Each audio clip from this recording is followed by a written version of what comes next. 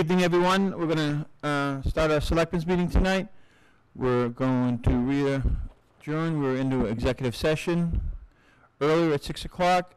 So we're going to open up our regular session at 7:04. The meeting is being broadcast on local cable TV and recorded for rebroadcast on local cable channels and on the internet. Chief Reed is our first person on the agenda tonight. Would you please come up?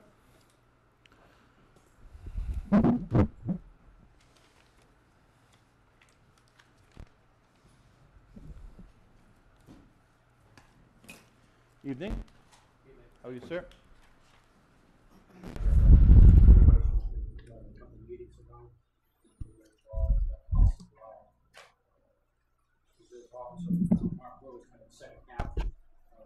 This is the second half of the event that happened back on the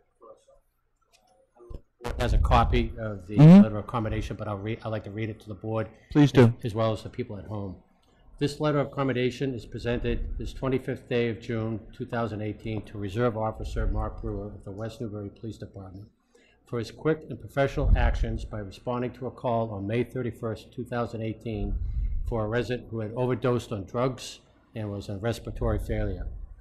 Because of Officer Brewer's quick actions and his ability to give CPR and to administer multiple doses of Narcan, Reserve Officer Mark Brewer was able to save the life of a man at his home.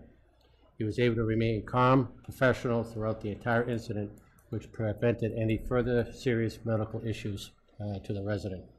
This letter of accommodation is to be awarded to Officer Mark Brewer for your display of true professionalism, courage, and commitment to the town that he serves, which is West Newbury.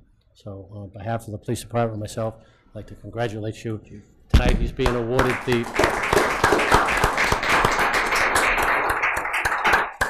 Tonight he'll be obviously awarded the letter, but obviously for his uniform, part of our service ribbons will be the life-saving ribbon, which is designated as green with stripes of white, which will appear on his uniform. Very nice. So again, Great.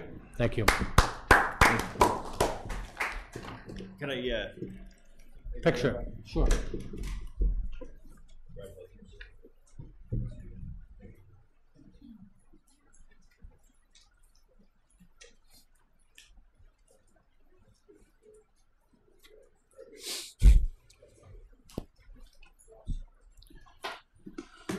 And there was another reason why you're here tonight.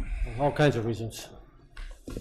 The second part of my agenda is obviously getting the Board of Selectmen's approval for appointment of 2 part-time dispatchers for the West Newbury Dispatch Center. The first candidate is Barbara Billow. Barbara Billow is a resident of Haverhill, Mass., where she and her husband raises their children. Barbara holds a degree from the University of Massachusetts in journalism, and now that her children are a little bit older, she is seeking to work part-time in law enforcement. She has some experience as a loss prevention officer and manager when she worked full-time before becoming a full-time mother and caregiver to her family.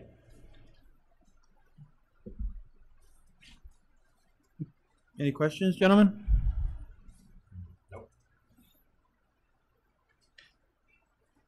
You're the date guy, Joe.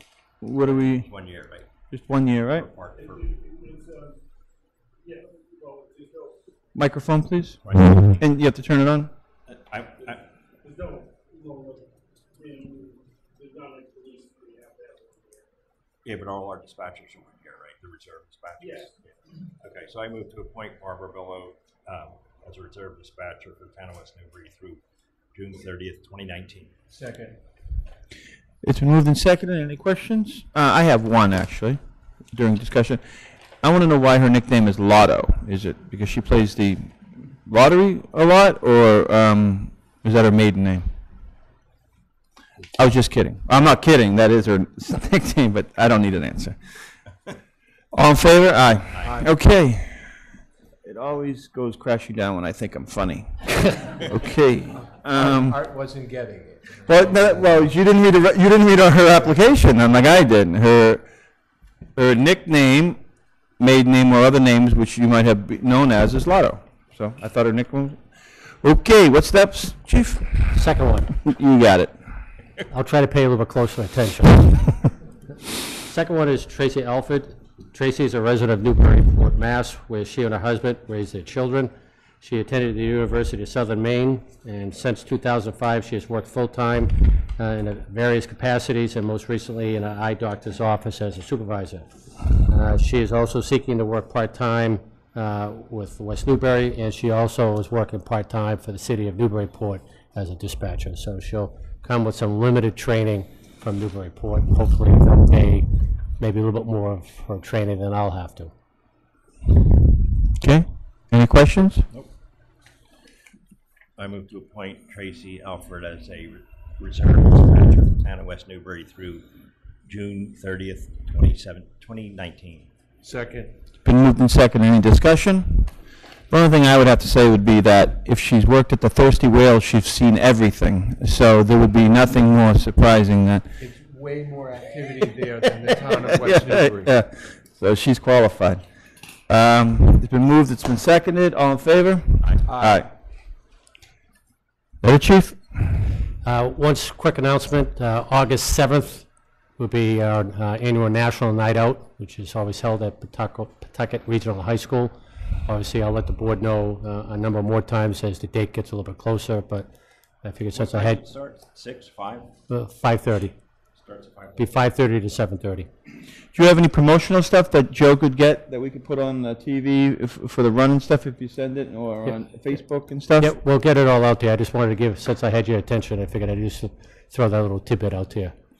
Excellent. Okay, that's all I have until the board needs me. Yep. The Chief, I asked the Chief to stay around in case we had any parking things or anything that he had to give about Hilltop Circle. That's a record 9 minutes. Yep, thank you, Chief. It would be less if there wasn't any jokes. I know. Park and Rec, please.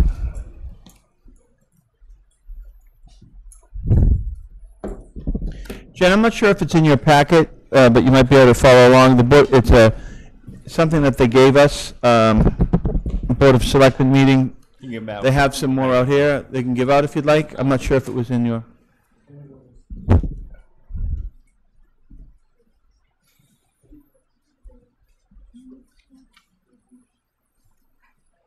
Did you see Gary's comments on it? Yeah, I saw it. No. It was on there. Yeah, I looked for it. We have. Was there something new?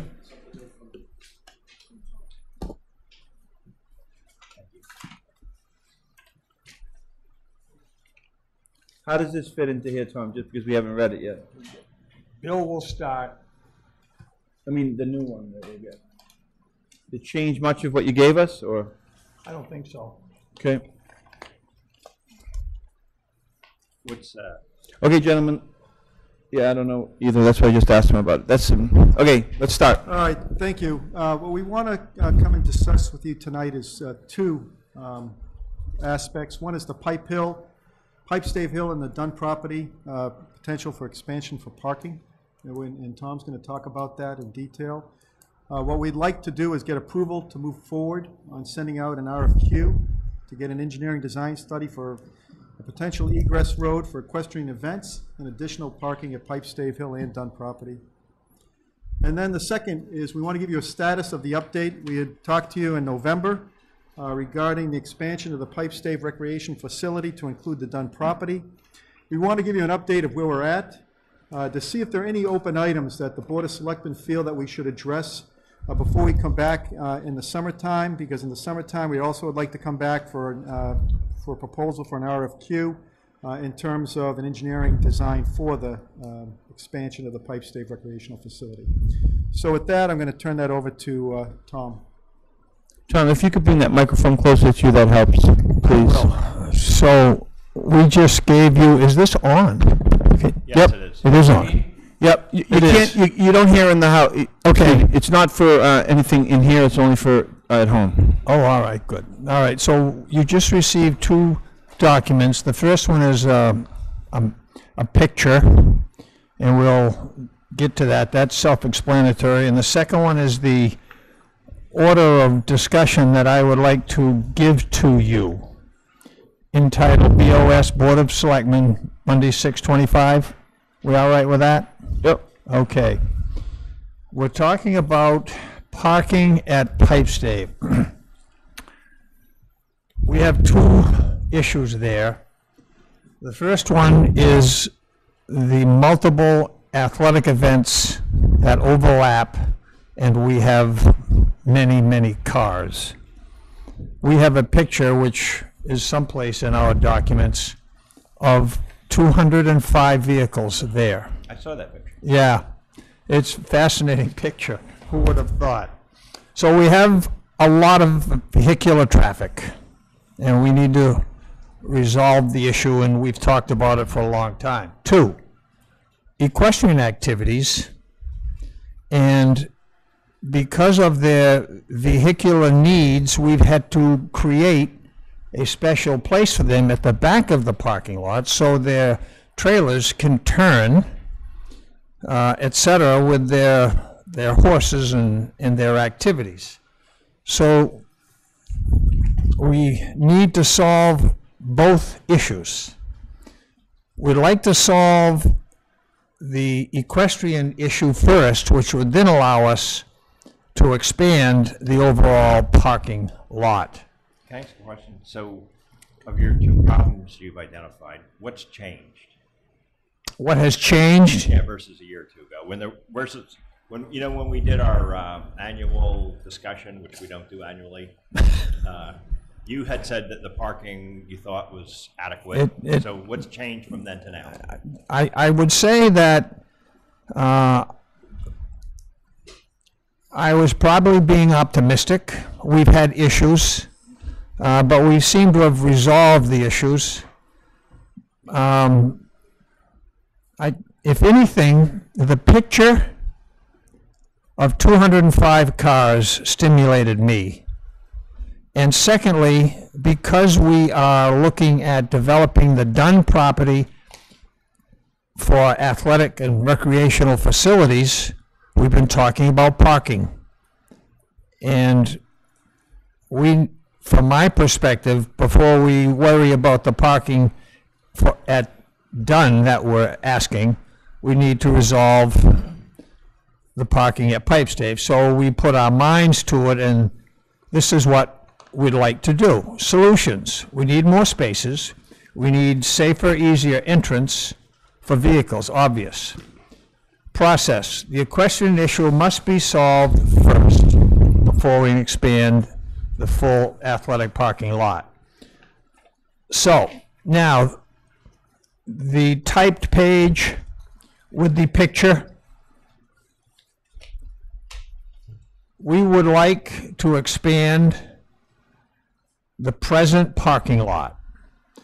So if you look at that picture, above the word Google, there's a line, and that line is the end of the present lot, not The total lot, or total lot. where it's sectioned off for the equestrian? So that's the total lot. That's Yep. the end. That's the end. END, that's it. Got it. Okay.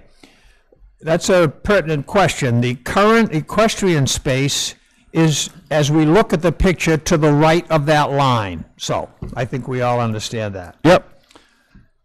What we would like to do is expand, that's the wrong word, I think. We would like to move the current equestrian space forward, if you will, as you come in, and create the same sort of area that they have now, but obviously we have expanded the space for parking where they used to be. And secondly, we would like to build a gravel road to the DPW area to allow equestrian vehicles to come in, go around, and go out. Not have to turn around, not have to back out. What has occurred over time with the equestrian people is a reluctance to use their facility especially when they know we have athletic events. And I guess you've seen the picture. We have 3 rows of vehicles in the main lot, and we have vehicles every place. I believe that moving the equestrian lot would solve both problems. So how much added space is that for cars? Another 50 cars, another 20 I cars? would say we answered that question ourselves, and anywhere from 30 to 60 vehicles. We don't know right now because we would need, when we expand the lot,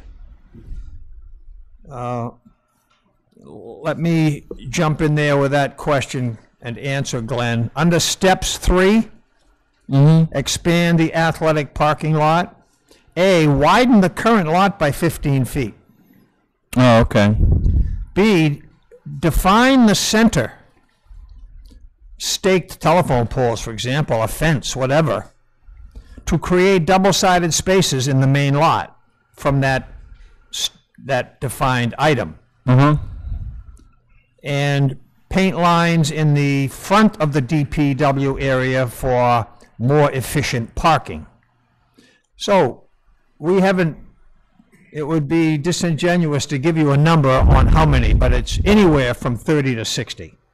On the higher side, I suspect. And expanding that, the lot, the larger lot, and then defining the middle so you can park on both sides, that will give enough room for the equestrian to come through with their trailers? Well, that's why we will need 15 more feet. Okay.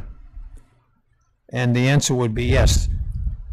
There is room now, and they do it now when there's center parking, but they're not comfortable.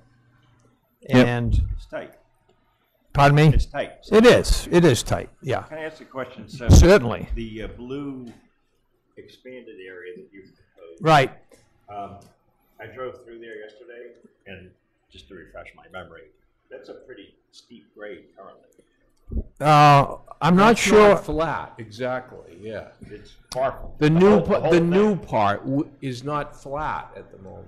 Yeah, as soon as you go off the current parking that the Right. the equestrians use, Right. the grade goes. Well, it isn't that bad, but it is inclined to the I'm not an left. engineer, but it seemed. Well, it would seem to me that we could easily build a level gravel road. I'm sure we could. Yeah. Right.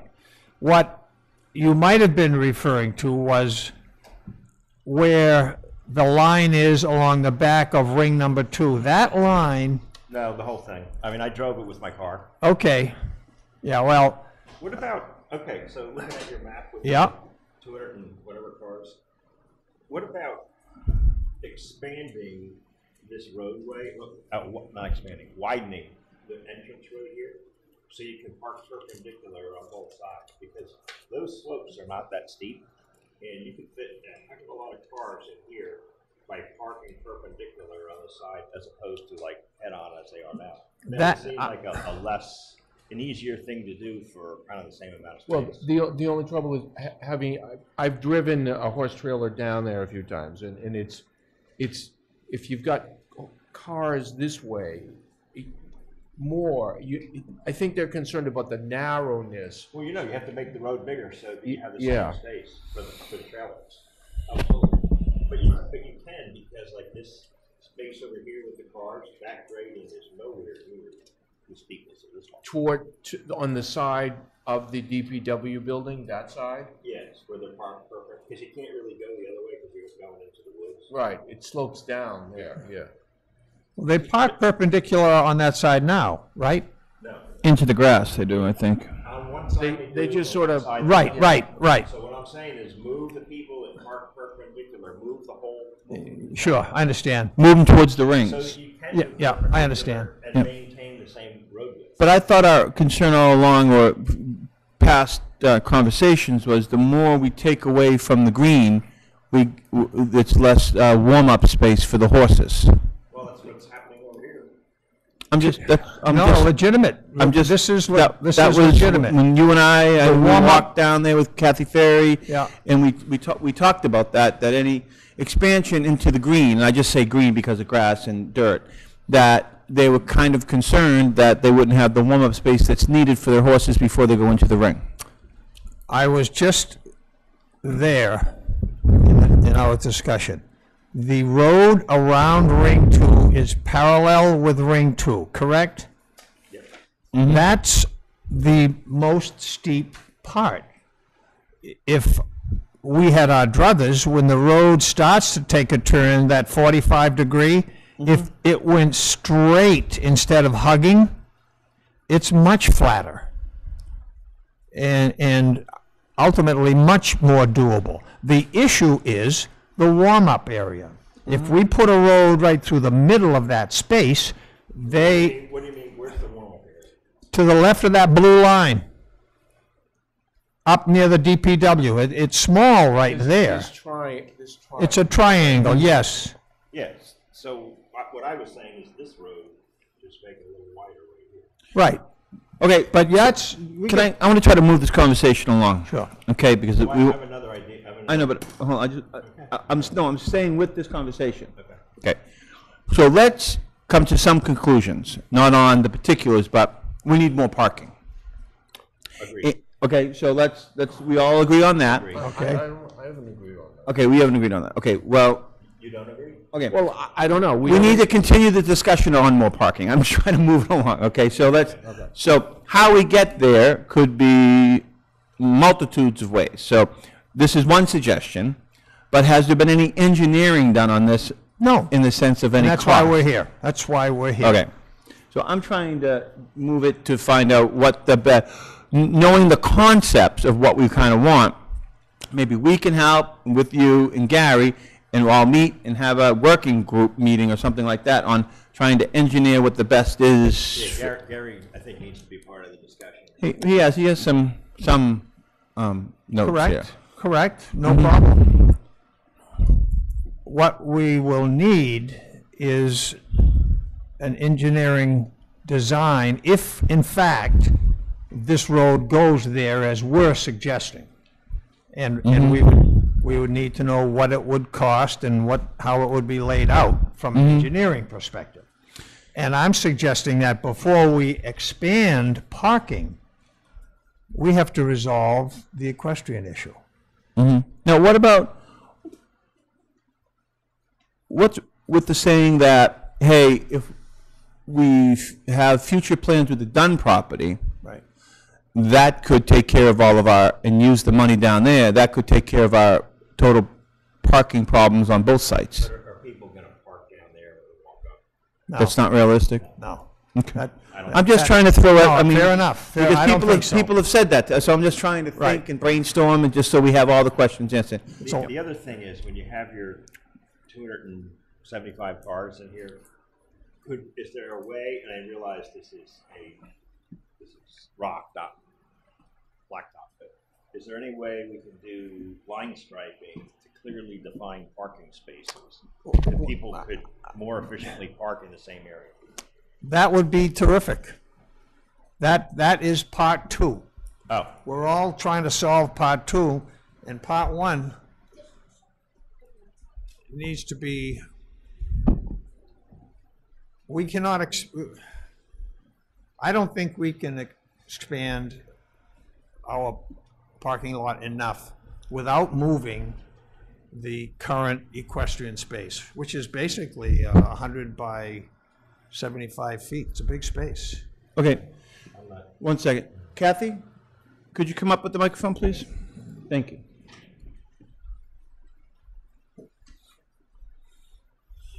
Theory from the Riding and Driving Club. One thing that we brought up as a suggestion, and I don't know if they have seriously thought of, is if you look at this picture, is putting parking at this end of the Dunn field, right next to their ball fields. You would have to make this road a little bit wider, but this is not as graded as it is up top. And I think that What that would page is be that? Just so I can't see it from here. This map here, Oh, putting parking there. That's been proposed before, yep. Okay, I know It's, it's- it, I know it's been proposed. it's What the, do you it's the think? handicap, that's the, theoretically, that, we call it the handicap road, that kind of goes down here. Over Right here. here. Oh. Okay, I don't think people will walk that far. No, because this is actually, if you park here. It's closer to go to the soccer field. Much closer. And the lacrosse field. That's true, that's true. It's much closer than going all the way from over here, especially if you're not parking over here. Yeah. If you go from there to there, this is much closer to go from there to there. Okay. And I don't know, I mean, we brought it up at the meeting, and I agree with you about the grade that's up there, and if they want to make the parking lot. Hold on one second. You need to, yeah, because people are gonna say what, at home, I get yelled at. If they were talking about making it wider, there also is a steep grade on the side that they want to make it wider too. No, there is grades up there, but Yeah, they made the Hoover Dam, so anything can be done, but we just wanna make sure that it's done, we're trying to incorporate, okay. but I was gonna say, if you're thinking of suggestions, that was Yep, no, a suggestion that definitely. I know has been brought up before. Yep, we but brought it up would that be worth time. bringing up again. Okay, thank you. Okay, so, yeah, so A lot of different. So we can make, so what do you guys, so what would you came to the Board of Selectmen tonight. What do you, hopefully, did you want to walk away with We tonight? would like to walk away with permission to have an engineering study of this plan and what it would cost to do it. What do those cost? I don't see this very expensive, but I don't know. Would Woody Kim, who would do something Yeah, like so that? that's, Okay, right. so for the purpose of seeing if it's viable, see if it's cost effective, or, Why are we looking at one option, not? well, I'm just, well, that's what I was trying to, I'm just trying to find. You asked the question, I gave. Yeah, so I just wanted to, I'm trying to move it, you know what I mean? Yeah. So that would say absolutely impossible, we would come back and say, yeah, the grades is done, but it can be done, but it's gonna cost this amount of money. So you put $5,000 or $6,000 into it to say, yes, it's viable, or let's abandon that whole thing, and we need to come up with some other solutions. That basically, right? That's it. Yeah. So we have to have that discussion to see if we want to spend that much money to start checking that off the list as a pretty good maybe or a no. Or are we before, now to go back to you, Joe, Yeah. should we have more options given to have them, thought out at the same time? You might even get more cost effective if we gave an engineer, hey, these are our 3 things, why don't you tell us A, B, and C, or what's more money, what's not, what's really, you know what I'm saying? So that's basically what. I think we shouldn't limit the choices at the beginning. Okay. I agree, I think there's multiple options. We haven't been involved in it, but I see multiple options to the solution. Bill? Yeah, I think you have to break it down into 2 areas. One is the egress road for the equestrian, right? And the other is the additional parking piece, which is either at Pipe Stave and Kathy talked about it, Upper Dunn property. But there is a thing on the Upper Dunn property, which we'll talk about, in the next section. So I think if you can get an RFQ out and say, look, this is what we'd like you to talk about, and give multiple options and cost, then it might be more effective that way, that's all. Once we agree to what those multiple options are. No, but I mean, the engineering design would give you multiple options. So it's almost a blank slate, you say, hey, listen, this is our problem? This is the problem. We'd like to expand to, I don't know, X amount of cars. I mean, that's different than what Tom just said. That is quite different. That's very Oh, I'm different. sorry, Tom, is that, then forget it then. Tom, go ahead, I'm out the door. No, but that would be starting from the beginning again. No, no, with but a you'd have this- blank you'd start slate with and this say, here's option here." $10,000, engineer, come up with the best, you give them the problem, come up with the best solutions. I'd rather give him, tell him what we want. No, They're not gonna be able to have a complete blank slate. I think we have to put in Yeah. 2 or 3 items. Well, you would say, hey, this is what we would want. We would want an egress here. We want, and just, you kind of figure out how, okay. yeah, I'm sorry, I should have said the egress road stays where it's at, and Okay. that's fine, yeah. So is there any other part of the, well, I'm going to do, first presentation is about parking, second is the done, right? So is there anything more? Yeah, no, but I'm saying, is there any more you want to talk about that? No. Because it doesn't seem like we have a consensus here that we could take a vote and say, Tom, yes, and we're going to try to find some money for you in an engineering thing. I don't see that here. So what's next would probably, that we would have to brainstorm, and it sounds like some people here want to get Gary involved in this. Sure. So you want, this is, Riding and driving, who has been involved. so a person who hates committees, would you think it would be advantageous to have one member of the Board of Selectmen, one member from Park and Rec, Gary, and somebody from Riding and Driving to sit down and make out some suggestions, and that representative from the Board of Selectmen would be bringing forward what the board considers, and a representative of you guys would be bringing that, and a representative from Riding and Driving obviously would meet with, caucus with them, bringing what they want, and so then, instead of all of us sitting in a room, Joe or I or excuse me, Archie would be bringing what we have already discussed and probably voted on, hey, and then come back to us in time to go to fall town meeting. Sounds good. What do you think? What do you think?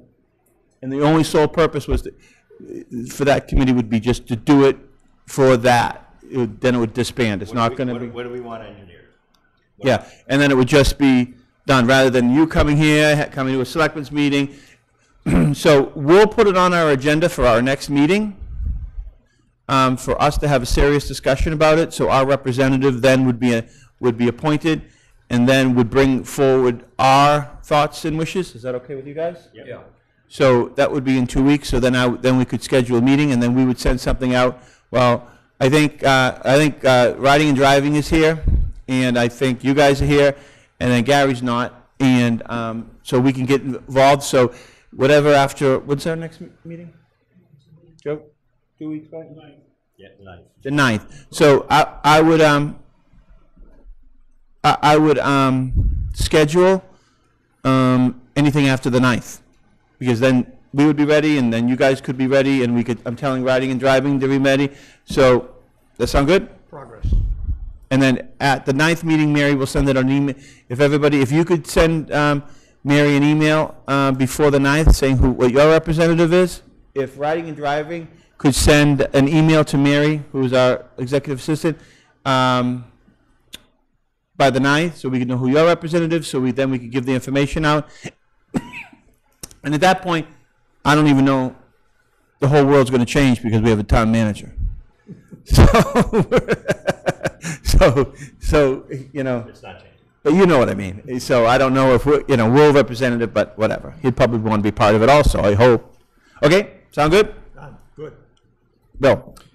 So I'm going to talk a little bit about the Dunn property and where we're at, and to see if there's anything else that the Board of Selectmen would need from us until the next time that we come, which is the next time we'd like to come talk would be to ask for an RFQ to move ahead with an engineering design with the priorities of the active recreation that we'd like to put on Dunn property. We've done a lot of work since November. We came in November and talked to the Board of Selectmen of how we're going to move forward. We've had both Tom and Jack, John McGrath, Frank Sisto, Steve Greason, Jack Duggan, Pat Higgins, work together with us on this, walking the different sites. We will talk to you a little bit about what we've done. We did meet with the Mill Pond Committee at the Lower Mill Pond, Essex County Greenbelt Association, Open Space Committee, Board of Health, Concom, Water Department, Highway Department, the high school, the Tucket Youth Sports Leagues, the West Newbury Riding Drive Club, right now just more for the parking piece, and then both with Mike and McCarran and Joe Anderson. We did have the Wentworth Institute working on a capstone project. Unfortunately, it didn't work out the way we thought it was going to work out. I think they've taken a different direction and have gone silent. Their focus has really been more on structures and, let's say, open sewage system or open septic system, so that was fine. If we go take a look at the potential active recreation areas, which is on page 8, we looked at it from a parking, an all-purpose athletic field, a retreat dog park, a walking fitness trail, a tennis court and paddleball and senior center. These 6 items were actually identified in a survey a few years ago that Parks and Rec took out in terms of the different activities that the residents of West Newbury would like to see. The green pluses mean that it looks good. The red X's mean that it's out, and yellow means it's possible. Orange, I'll get into a minute. Dunn Properties, you can see, fits all those different activities. Mill Pond Lower Field, which I'll talk about in a minute, fit a really nice thing on retreat dog park and parking. Action Cove, we looked at it from a retreat dog park, but the parking there is just too tight, and it just been making that whole area too tight, so unfortunately that came off. Brake Hill we did look at as a walking and fitness trail, but as you can see, the yellow on the walking and fitness, the parking could potentially be a problem, so we've sort of taken that off. And then the Mullen property, we looked at, as you know, the town a few years ago looked at as a housing, and we were thinking maybe the senior center, but we decided that at this point in time it doesn't make sense. So our focus really was on Dunn property and the Mill Pond Lower Field. If you go to the lower slide 9 on the lower field, on January 10th we went to the Mill Pond Committee. They voted 5-2 to move forward on a formal proposal for a dog park for the area adjacent to the lower field. If you're wondering what that is, as you come up on Main Street, you take a right into Mill Pond, and you know the parking is in one area, and then there's a bulletin board. Right behind it is an open space where they actually put a lot of the drudging from the pond. When we went to Essex County Greenbelt Association, unfortunately we went around for quite a while, and they said that they denied the request for a formal proposal for a dog park, and they had paragraph 8.9 on page 3, and you can read that. So unfortunately the Mill Pond piece was eliminated. That's too bad. Slide 10 we already talked about with respect to the priorities. There was the outdoor basketball court, which is great. My son is home and he plays with it he's on there about 4 or 5 times a week. There's a lot more usage. That was a good idea. There's a lot more usage than it's terrific than I thought it was going to be. Yeah. If you go to slide 11, this is an out thing of Dunn Field. There is 3 key fields: the north field, the main field, and the south field. That's about 25 acres total of the 75 acres of Dunn property. If you go to the next slide, we then started looking at 3 aspects: wetland delineation, municipal area defined from pipe stave to Mill Pond, the conservation restriction agreement, which is on pipe stave, doesn't affect Dunn property, and then test wells. I walked on April 2nd, walked all Dunn property with Jay Smith, who's the Concom agent. That's on slide 13. He took soil samples, specifically around the north field, because if you remember, the north field has that pond and there's some water and stuff. Well, turns out, looks okay. We went in and it's trudged along looking for the wells, and then Jay and myself couldn't find the wells. That was a real trip. And then we went, go ahead. How many ticks? I don't know, man. It was, go ahead. Two questions, Bill. So this is the wetlands delineation, just this area? No, that was just our own picture. I just put that on there. Oh. Yeah. Okay. It is, that is some of sort of the things, that is the wetlands delineation, but you're right, Joe, I'm sorry. I had a wells question, and that the water, there's about 20 people here from the water department. Is there any well viability, well field here? Dunn property. Any place on the Dunn property, we already have 2 wells out there. Where are they? Those are all on Middle Street, off Middle Street. So they're way down on the way south. They're way south of what you're. There's other wells there that were put in to stop that. Okay, so this discussion is far removed from that. That's what I wanted to clarify. Well, what we were concerned. Well, I mean, except The zone. The lower zone, part of that field we'd was have to empty know past where the line. the 300 feet circle and so forth is. The 400-foot radius comes into the lower field. So that lower field is part of the wild part. It's on page 15. Yeah, that's all it, right there. Yeah, it is, it touches the south field, Okay. but just a little bit. Just a little, okay. Yeah, not a big deal.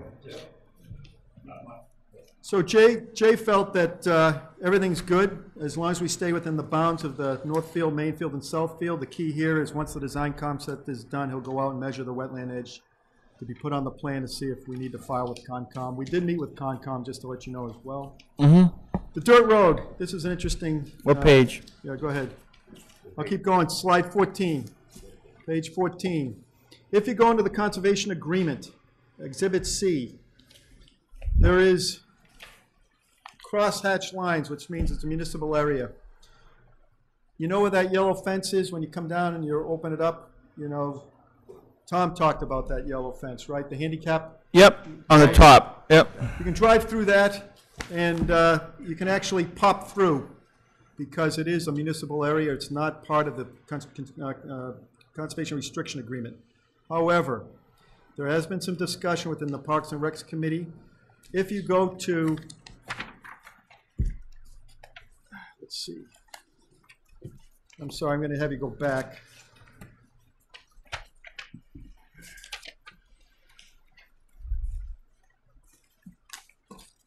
If you go to slide number 6, field number 1 is used quite extensively for soccer and lacrosse. You can, Jack, you can tell me if I'm right or not. But it For is younger kids though, younger right? kids. Yeah, because And that's that edge of that field would be where you would pop over it, or potentially pop over it into done. So there could be a potential safety item. However, that's where the engineering design would come in to see how you would make sure that, you know, that field would be safe. And I'm just bringing that to your attention because Kathy asked the question, and I just wanted to make sure that they understood Parks and Rec. But we don't have an answer. We're not safety. Yeah. So we're at 14. So if you go back to 14, yes, you can pop it through, and it is part of that agreement. If you go to slide 15, that's where the test wells come in. And you can see we did the 400-foot setback picture on slide number 16, and number 17 is an email that we sent over to Mike Goutet, and saying that those 2 wells, basically the water test came back good, and they can pump about 125 gallons per minute. Mike, you may have more update than that, but we did that as well.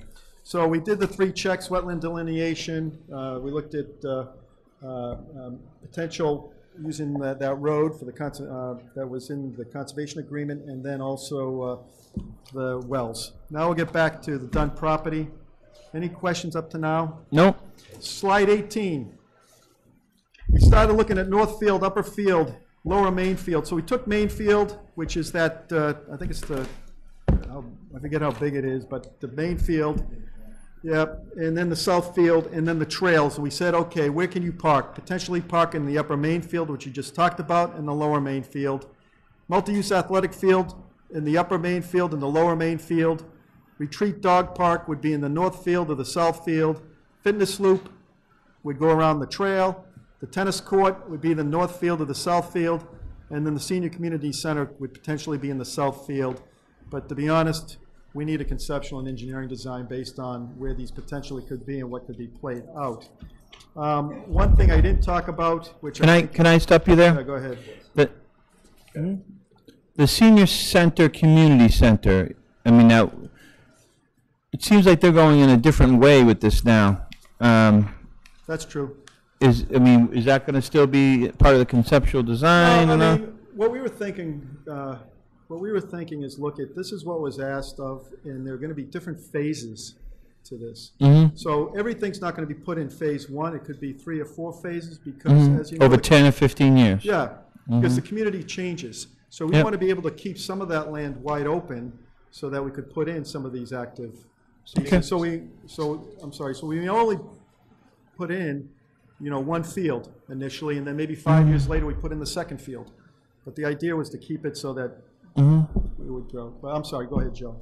So speaking of the option of what happens in 10 or 15 years, I think maybe a line that should be included is, let's say in 15 or 20 years or 25 years, we need space for a new elementary school. Where would that go? Well, remember, I asked that question Yeah. back when we were doing the cell tower. I do remember that. And I was told that the elementary school, that was off the table. So I said in 25 years. I don't know. no, but I also asked that same question because you'd have to move the mobile tower. Right.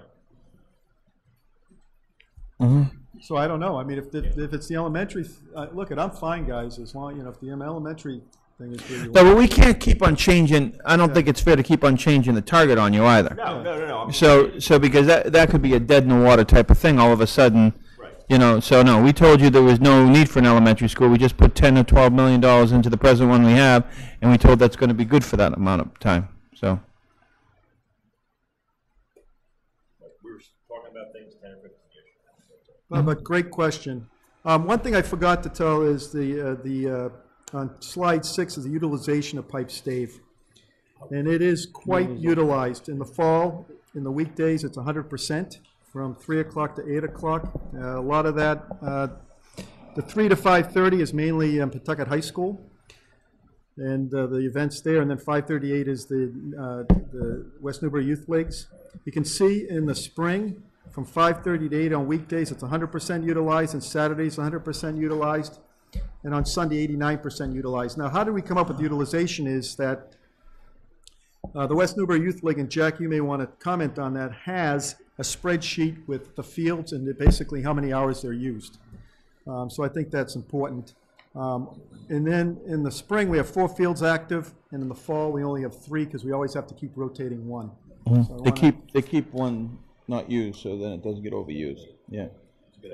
in the sports activities and pipe stave, fall about 600 to 700 hours, springtime 850 to 950, and some of these activities spread into July. So, all right, any questions up to now? And we'll just keep going. Slide 19, we put some options together. The parking could be upper and lower main field. Option 2 could be lower main field. Multi-use athletic field could be lower main field. Retreat dog park is north field. Fitness loop, tennis court, bathroom and snack. And then a senior community center could be phase 2. But I have to be honest, the Parks and Rec has to sit down and really think through the prioritization of phase 1 and phase 2. We sort of gave a diagram of what we're thinking on slide 20. What's important with the team that we had that did a lot of work from January to March, walking the Dunn property, and we walked it probably 5-6 times as a team, is if you take a look at the original pipe stave and the gradient that comes down from the top of that parking lot all the way down, they did cut and fill, and I think Gary did a lot of that cut and fill in order to smooth out, to put the baseball field and things. So the idea here, even though you got the gradient sloping down on the upper field to the lower field, you can think of some of this as well as cut and fill. So cut and fill is, my understanding, is inexpensive, but the big thing is to put a drainage system, and we started talking about it, but to be honest, I think it's best to have a real design engineer to go in and take a look at it. Any comments? Grant opportunities, our park grant. Just a question. Yeah. I know you had talked about several different options here. I was just curious why you came up with this one, because I know one option you had spoken about in the past was like kind of parallel to the street where you have an entrance and exit and the parking. There is no, I should tell you, and Tom and Jack may want to jump in. We just put that in there in order to give you everyone an idea of what. So this isn't, okay. It's just, Nothing's fine, I think you just try to give us a conceptual idea, kind of an idea. Yep, no Yeah. problem. And the blue would be where the upper Dunn parking would be, but again, there's a safety potential that we need to have some engineering firm to go in and take a look. What are the, I don't know at all. What is the maintenance costs associated with a turf field? Yeah, we haven't. Are there any, or? No, there is maintenance cost, and we did, it's not in there, and there is a reason why we didn't put it in there yet, because until we prioritize it and get some, we got to do some more numbers on it. The maintenance cost, if you have a turf field, is about $4,000. Sudbury has it, and we went and called the town of Sudbury. They have a nice turf field. Turf field is $4,000 that they do 2 to 3 times a year total. Total maintenance, if you're looking at retreat dog park, fitness loop, tennis courts, is probably about $20,000. But I have to tell you, don't quote me. Annually. Yeah. Annually. Yeah. But don't quote me on that. Right. Ballpark, I mean, it's just a- ballpark it. Now the ballpark. Oh, and Let's the step back. quote was a ballpark. Yeah. I wasn't talking specifically. Yeah, about no, I'm just saying. But I'll hold it. I know where you're gonna. All right, go ahead. What's your next question? No, go ahead. All right, then you get into the grant opportunities, and this is what we've been working on the past couple months. There is a park grant, $100,000 that, and that's why we've been working with Open Space. We've done our expanded that section, and they're very pleased. We also added a lot more information in terms of what they're needed. We're hoping to get that plan to the Division of Conservation Resources, because currently West Newbury has expired status. I don't know if Open Space, I know we're going to be talking about it on Thursday. But we're hoping to get that and then go after that money. And then we have some other grant funds as well that we're looking at. 2 of them are dog parks, and then 1 is football for a turf field. That grant, these grants, if we can get them, is potentially $200,000 max, but we're going to look at more. So we are looking at grant opportunities, and that's where we've been spending our time. And then the cost estimate is the next piece, and how we're going to pay for that. And that's where we have to come up and really think through the engineering design. But the numbers we have right now, and it's not in your thing, and again, don't quote me, it's between $1 million to $1.25 million. But as most of you know, the CPA funds, we've got $2.4 million as of July 2019, because we do not spend very much money on CPA, and we potentially could use that as a source. Which is different, which is important, because it is different than when we have to vote for the school, because the school has a different, it's not I putting understand. up on. Yeah. Do you have any specific questions Yes. about anything about what he presented? Joe, Archie? I guess Tom might know this better. What do we know about? We know about demographic trends of the United States, Massachusetts, West Newbury. Everything's getting grayer. So, what do we know about participation in organized youth sports in the Pentucket area now versus 10 years ago or 20 years from in the future? What's the trends? What's it going to look like in 5 years? Yeah, The trend is up, it's up. absolutely. Depends How upon, do you explain that with enrollments in the schools, for example, predicted to go down 20%? I'm just playing devil's advocate, yeah. that's a legitimate question. It appears to me our school enrollment has gone down already, correct, over the past 5 years? Or Correct, yeah. I mean, and we're getting more programs and more participation. I think you need to, do you mind, Tom? Yeah, go. I think you need to qualify that a little bit more. When you say participation, I think kids are doing more. So the same amount of kids are actually in more activities because we're offering a lot more than we used to. We're not just offering the staples of baseball, softball, soccer. You know, when kids grow up now, then it went to lacrosse, and then so some kids are not they're playing less baseball, but that doesn't mean that they're not participating. Then you have rugby. Then you have there's a host of other different things. So I think kids are doing more, so participation is up, even though enrollments are down. I have to say that question is correct. You know what you're asking, Dave. Well, what's interesting is because I had the same challenge because I've seen the numbers on the elementary school, right? Going down, but it's actually starting to pick up a little bit, and as you know, the community matures. One thing that's interesting is, and it's on slide 7, is we did look at the data from grades 1 to 6. They've gone from 605 to 930, which is approximately a 50% increase, and it's flag football is driving a lot of that. 140 people, which there was no program 4 years ago. Now there's a program, and I know Jack, we don't have enough fields right now. Yeah, we don't have enough fields right now. If you're going to talk any more than that, you need to use the microphone. Sorry. Yeah, we're really strapped on fields. The flag football program, this will be the 3rd fall. We started at fall 2016. and we'll have about, it's open to all Pentucket towns, so 3 towns will have about 150 to maybe 200 kids this year in season 3. It's trending way up year over year. Lacrosse is growing substantially, Tom, right? Are these town sports or Pentucket sports? Flag football is West Newbury Youth League, and lacrosse is Pentucket. How much does Pentucket use our fields? Like what percent would you say? A lot. But we use their fields also. When your kid's in soccer, you might play a home game, so to speak, with Merrimack over here. Yeah, no, I get that. And then you go, so, so then we go over there when you play another game. So there are, I was just trying to differentiate between town and oh. We'll also say that the Pentucket leagues, they seem to get less field space from West Newbury than they do from Merrimack and Groveland. So they're asking us for more field space so that it's level between the 3 I know towns. every time my grandsons play Pentucket, they go to that crummy field in Merrimack. The one in the neighborhood, you go down in the Yeah. woods? Yeah. So, Yeah, hold on, there is one thing that's important. Mention what, we had to move up to the middle school. Oh, Yeah. Tom and I went to a meeting at Pentucket Regional High School to ask for field space because we simply didn't have any more field space to give.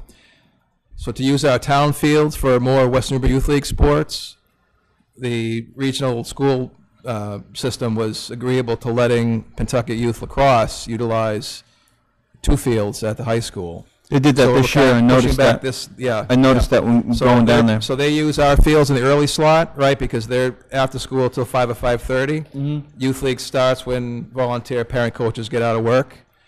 So they're using our fields early, lacrosse we're using doesn't their fields mean late. that it's Pentucket lacrosse. 3 times. Yeah, I mean, our kids are playing, and you know what I mean. Pentucket, yeah. So do you have any, so I have a question for you actually, as the Pentucket building committee person. Do you have any idea about the Pentucket fields, what they're going to look like? I know we don't know what the school's going to be, but as far as are the number of fields going to increase, decrease, or stay the same? It all depends on the option. If we have to keep the middle school, I think the same number of quote unquote fields are going to stay the same, but you're going to have overlapping fields, like a baseball field could go into a football field. If we do the high school and middle school together, I think there's going to be a little bit more expanded space. I was just curious if they're going to change at all. I mean, Right, Tom? Is that true? Because Tom has been at every single meeting. I mean, that's the understanding. Yeah. I mean, my whole comment on this whole project is I just want to I like the idea of doing what you're doing. I just want to be sure on the utilization that we're building something that we have good utilization for, not knowing what's going to happen in Pentucket. It's a little bit of an unknown. And then also the question Archie asked on the the demographic changes. Now, it does seem like there's more people playing sports. So I go back to what I said initially. I like the idea. I don't agree with the demographic changes. I think we're taking a little up, but all the neighborhoods that you say we're turning grayer, but all the neighborhoods, like my neighborhood now is all small kids that haven't even hit.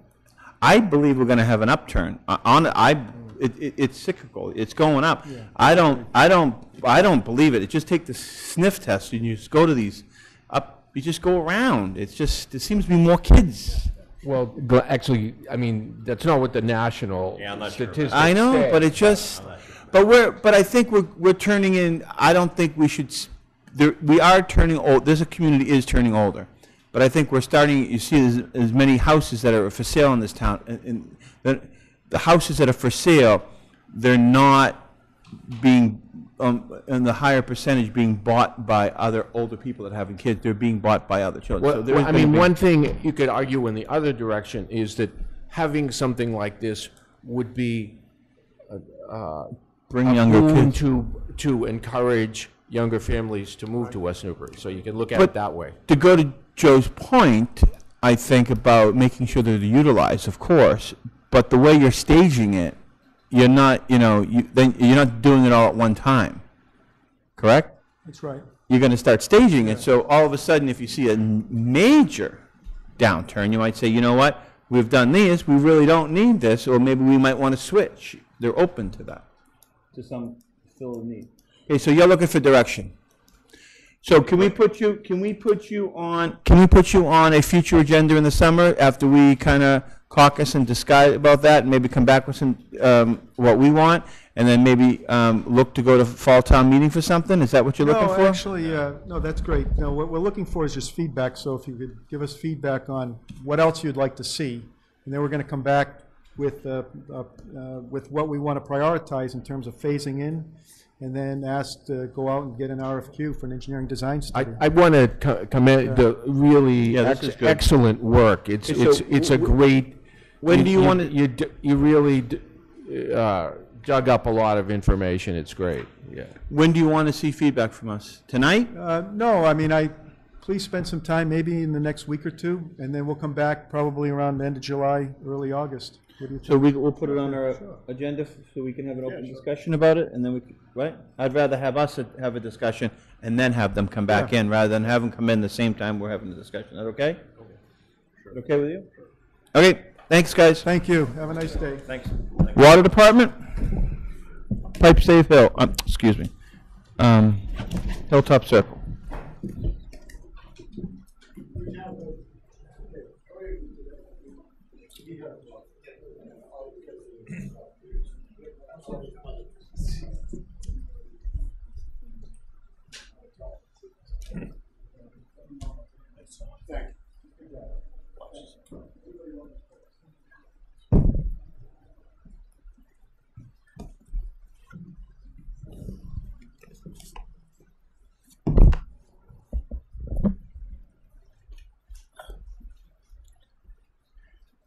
Yeah, you guys can, you want to, you can grab another microphone so you don't have to keep on moving them back and forth if you find it easy, and then we can bring it out to anybody who has questions afterwards. Or hand it to somebody that needs it. Yep. Okay. So we have some pretty big things going on up in Hilltop Circle, exciting things, good things. We get a new water tank. And some citizens came, not concerned, but we're just trying to stay ahead of the curve so we can address any parking, just trying to stay ahead of the curve so we can try to normalize the people who live up there. They're Moderately concerned, I'd say. yeah. Normalize everybody's life up there while this big undertaking. So we're just trying to stay ahead of it. So Work together. and work with you, listen to the concerns of the neighborhood, trying to address them if we possibly can. So do you have anything you'd like to talk about first, exactly what's going to be happening up there? Or you want to talk about maybe some concerns that we have? Or I would actually kind of like to listen to you guys have an outline of what's going to happen, and then we could talk about it. A timeline and things like that. Yeah. Am I being too vague? Am I being too vague, or No. Okay. We'd be happy No, to but it's just two talk. different areas of that, and that one is like what's going to happen for the residents in that area, but also the timeline of things, how things are going to be built. So I figured this is John Gregory of Tate and Howard and Paul Howard of Tate and Howard. They're our engineers. Okay. Thank you, sir. You can bring it closer to you. Bring it right up. Perfect. Just to give you an idea of where we're currently at, we have a 90% design in place. The town is currently reviewing that, and it's also currently under review by the Mass DEP. We're expecting to have comments back in the very near future on that. Exact date isn't known quite at this point, but we are pushing to get this project out to bid sometime in July, if everything falls into place, with a bid opening probably early to mid-August. Once we can do that and award the construction contract to what we deem is the lowest eligible and responsible bidder, we'll strive to award that construction contract, and we're hoping to get underway sometime early this fall, maybe in October, with some of the site work to get going with the tank construction itself. Now, one thing to keep in mind, this will be steel tank, so there is going to be a little bit of some time to fabricate that steel, so this contractor isn't going to start that until they have a notice of award in place and they're ready to go. So that's going to take a little bit of time to get that steel fabricated for this specific tank and on site. There may be a little bit of a winter shutdown due to the elements, but we envision the vast majority of this work really getting going and getting completed in the spring, pushing through into the summer. So roughly, our best guess at this point, based on the schedule we're looking at, is we're looking at about a 1 year from award of the contract to finished construction would be what we're anticipating at this point. So when you say that, so hypothetically, just say, this is all hypothetically, so these dates don't mean anything. It's just for a timeline. So you would say that we open up the bids in August, so just by next fall, everything will be done up there, and there won't be another truck or anything up there except for the water department checking things and fall of 19, and just doing what they do on a daily basis with a water tank. That's correct. I said I would definitely go through the fall, I would say, yes. Yeah, he gave a year, so Yeah, I just- actually gave it more, just so by the end of the If there's any fall, unforeseen, if by there's the any weather end, by issues. winter of 19, everything would be done, and we'd just be driving up there when The we need to existing drive up tank would there. be gone, the existing tank would be demolished and off-site, and the new tank would be in. Everything will be done. There'll be no more trucks going up there. Okay. Okay, so that's the timeline. Okay, and then, Well, we understand there's some concerns up in Hilltop Circle with some of the, some questions that have come in. We'd like to address some of those questions if we want to get to that point, unless there are some other questions associated with the project itself, design, construction, anything to that effect. why don't we listen to the questions you might already have answers. Well, how about, just what kind of equipment is going to be necessary, for example, to go up there to put the tanks together? I think that might be in the question. Okay. Concerns, but. Yep, it's in there, you guys got this, right? Yep, I was just gonna let them answer that, All and then they might already have answers. We can for it. elaborate on these answers Yep. as we proceed through the questions as well, yeah. Let's go. There was a few questions that I had sent out to you guys, and, Yep. so, I'll go right through them. Please, thank you. Can you hear me all right? Fine. Well, we don't know, so I'll bring it closer. Can you hear me all right? Thank you. All right. The first question was, what will be the operating hours of the construction? As far as what the bid is going to go out to be, it's going to be 7 to 5, Monday through Friday, no weekends. That's what the bid's is proposed to go out to right now.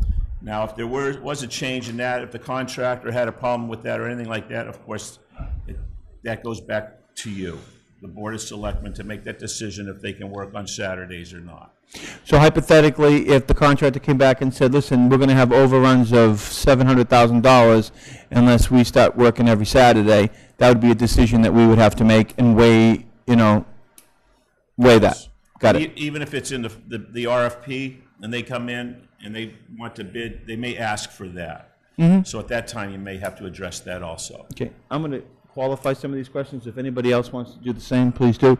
So when you say an operating hours of 7 to 5, that means that means heavy equipment and stuff won't be driving up that road at 5:30 to get in place so they can start hammering nails. I know nails, it's just hammering nails by 7. Or 6:30.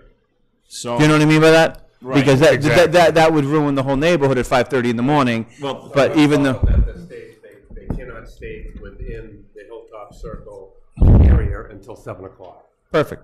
Okay, next. and those questions are on here if we want to wait till we Okay. get to them. Yep. Microphone, sorry. Sure. It's my job. Just such a loud mouth, I know everybody. No, I know, but no, you'll be surprised. I want to be sure. When will the contractors be allowed to enter the project? That's one of our one of the questions, and our feeling is, just like any employee that you want to work for yourself, should be able to come in about 15 minutes early, park their car, and then start the equipment and get it going. And then possibly 15 minutes after 5, they get in their cars and leave because they punch out at 5. So reasonable, that reasonable. seems reasonable to be able to allow them to get in there. While I'm talking about one of those things is no parking will be on the road. All the contractors will park within the site and not on the road. That way we just have that much less out there. The traffic pattern. We definitely are planning on coming in one way and going out another way, but we have to see which way the trucks will fit in easier with loads and things, which way. You might come in and go left of the Hilltop Circle and in, or might go right of the Hilltop Circle and opposite on the way out. Depending if there's large pieces of equipment that can just come in from one side other than the other, we just have to see it. But we do plan on not going back and forth the same way, so that the whole Hilltop Circle is used. It's not just going by certain houses that are right there. So it will be a one-way, but we have to decide what that one-way is going to be when we actually get up there with those heavy trucks. You know what I mean? So a truck will be coming up this way and going in, and then exiting that way, or a truck will be coming in this way and going in, or exiting that way. just what I said. yeah. Exactly. Perfect. Yep. Yep. Yeah, so that's our plan. And actually, Forbes asked for that, and that was a very good thing to ask for, and we would have done that. One with the truckloads of gravel, because you have to think about the gravel, when they start building the gravel road, that's when you're going to get more traffic in there mostly, because when you get the equipment in there and you get all the metal up in there, all the work's going to be done up in there. There won't be trucks coming in and out after the stuff's delivered.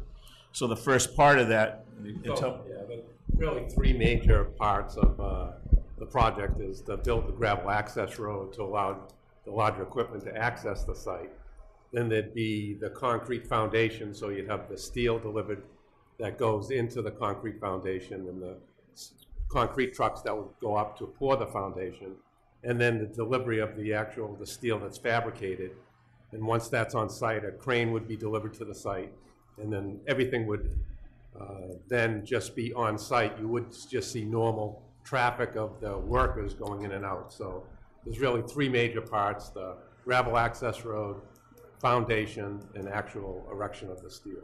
Okay. I don't know if it's part of the question. So could you explain the gravel access road? I was up there looking around yesterday. So gravel access road will be from Hilltop Circle, go all the way where you have your gate, and then go all the way, Go all the way to the way to the site. Yes. Any, And why do you need that? Because if you were up there at all in the springtime, you saw the conditions of the ruts and stuff. So we have heavy equipment accessing the site, so we'll be scraping off all the topsoil along the route of the existing roadway that goes up there in the exact same place. We're going to be stripping out a foot of material and then putting in processed gravel, and then Some dense grade. gravel that goes on top of that. Because we have there'll be a crane coming up, there'll be concrete trucks that come up. very heavy. And so any dust remediation plans, because gravel, even though it's not sand, it does create some dust. yes, we have, as part of the normal specifications, there's dust control. We've got a Water truck. we can have a water truck, calcium chloride.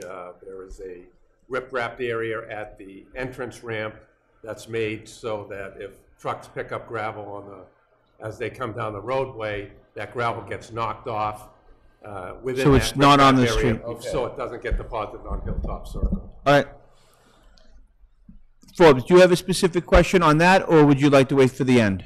It's very specific, and it's just how wide is that gravel road going to be? Okay, the question was, just because you didn't have a microphone, the question was, how 12 foot. wide is that gravel road? 12 feet. 12 feet. 12 feet. And I just want to know why are you asking that question? Just curious because the actual, the frontage of the path is 75 feet wide, so I was just curious how wide they were going to actually. Okay, gotcha. Yep, it just looks, it would be a lot bigger than what it really needs to be. Okay, got it. The left-hand side, as you've been up there, will stay the same, other than putting the underground utilities in there, and then will be put right back to the grass areas as it is now. On the right-hand side, though, would be all the gravel. Yep, I understand. Yeah. Okay, hold on. Are they specific to the road? Or you want to wait to the, okay, then you need to come up now, and we need to get one of these microphones over here, please. Sorry.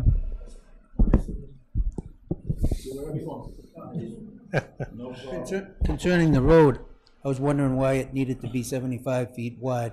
It looked like deforestation to a certain degree. I think the road's going to be 12 feet wide, and they're going to use the left side to dig all that up, so they had to clear that out for all the underground utilities, and they're going to backfill all that up, and then they're going to let it grow back natural the way it was.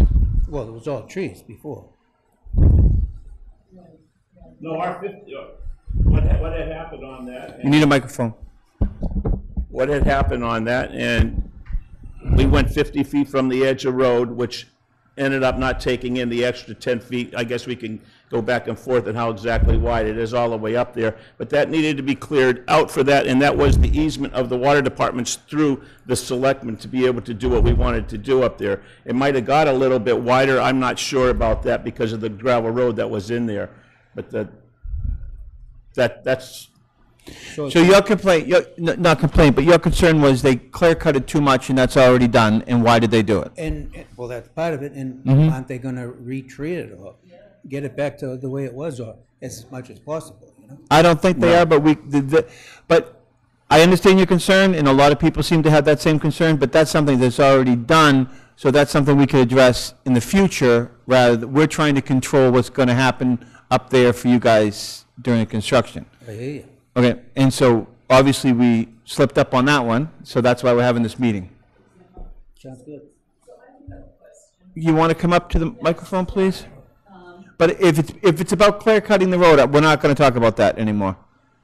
Okay, come on up. It's sort of a broad-based question, okay? Well, I know, but I mean, if it's good, we're all going to say the same thing. We're not going to get to the more important things No. that we want to try to manage. I have a it, so- question that I think all of the people that live in the area, and I also would think the selectmen are interested in, and maybe the answer is very obvious, but who is actually on site monitoring the project? I understand there are contractors that come in and clear and do this, but who is a West Newbury person on site The water department. making sure that the contractors do what they're supposed to do and don't do more or whatever? Okay, that's a good question. And- Yeah, that's a future question. No, that's a good question.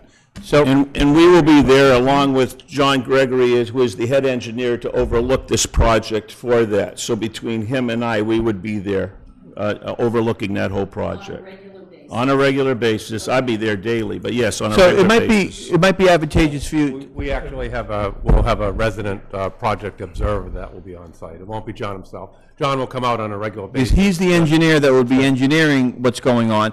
And then just the same as, like, give you an analogy, what happened down on, behind the pizza place and stuff, that when we go through the planning board, the contractor has to hire somebody to watch it, to make sure exactly what's on those plans is happening. So they're going to have, so when it goes out to bid, the contract, there's going to be somebody there to observe it on a daily basis that has the interest of the town, right?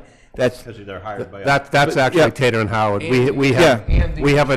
We have a contract through construction of the project Yep. that we will be looking at the shop drawings and all the materials that come on site. We will have a person on site, not full-time, but part-time, that will be watching all the key elements of construction to make sure that the So if they- contract is built in accordance with the plans and specifications that we're. so if they build a hole, if they dig a hole, they can't backfill that hole with whatever until they get a sign off by these guys to make sure that what's in the contract, in their engineering specifications, is going in that particular hole. Okay, so that's good, but there wasn't anybody there when they were cutting the trees? Well, the water department. Water department, we were there when they You- were cutting they the were there. trees. Yeah? Yeah, we were Okay. there.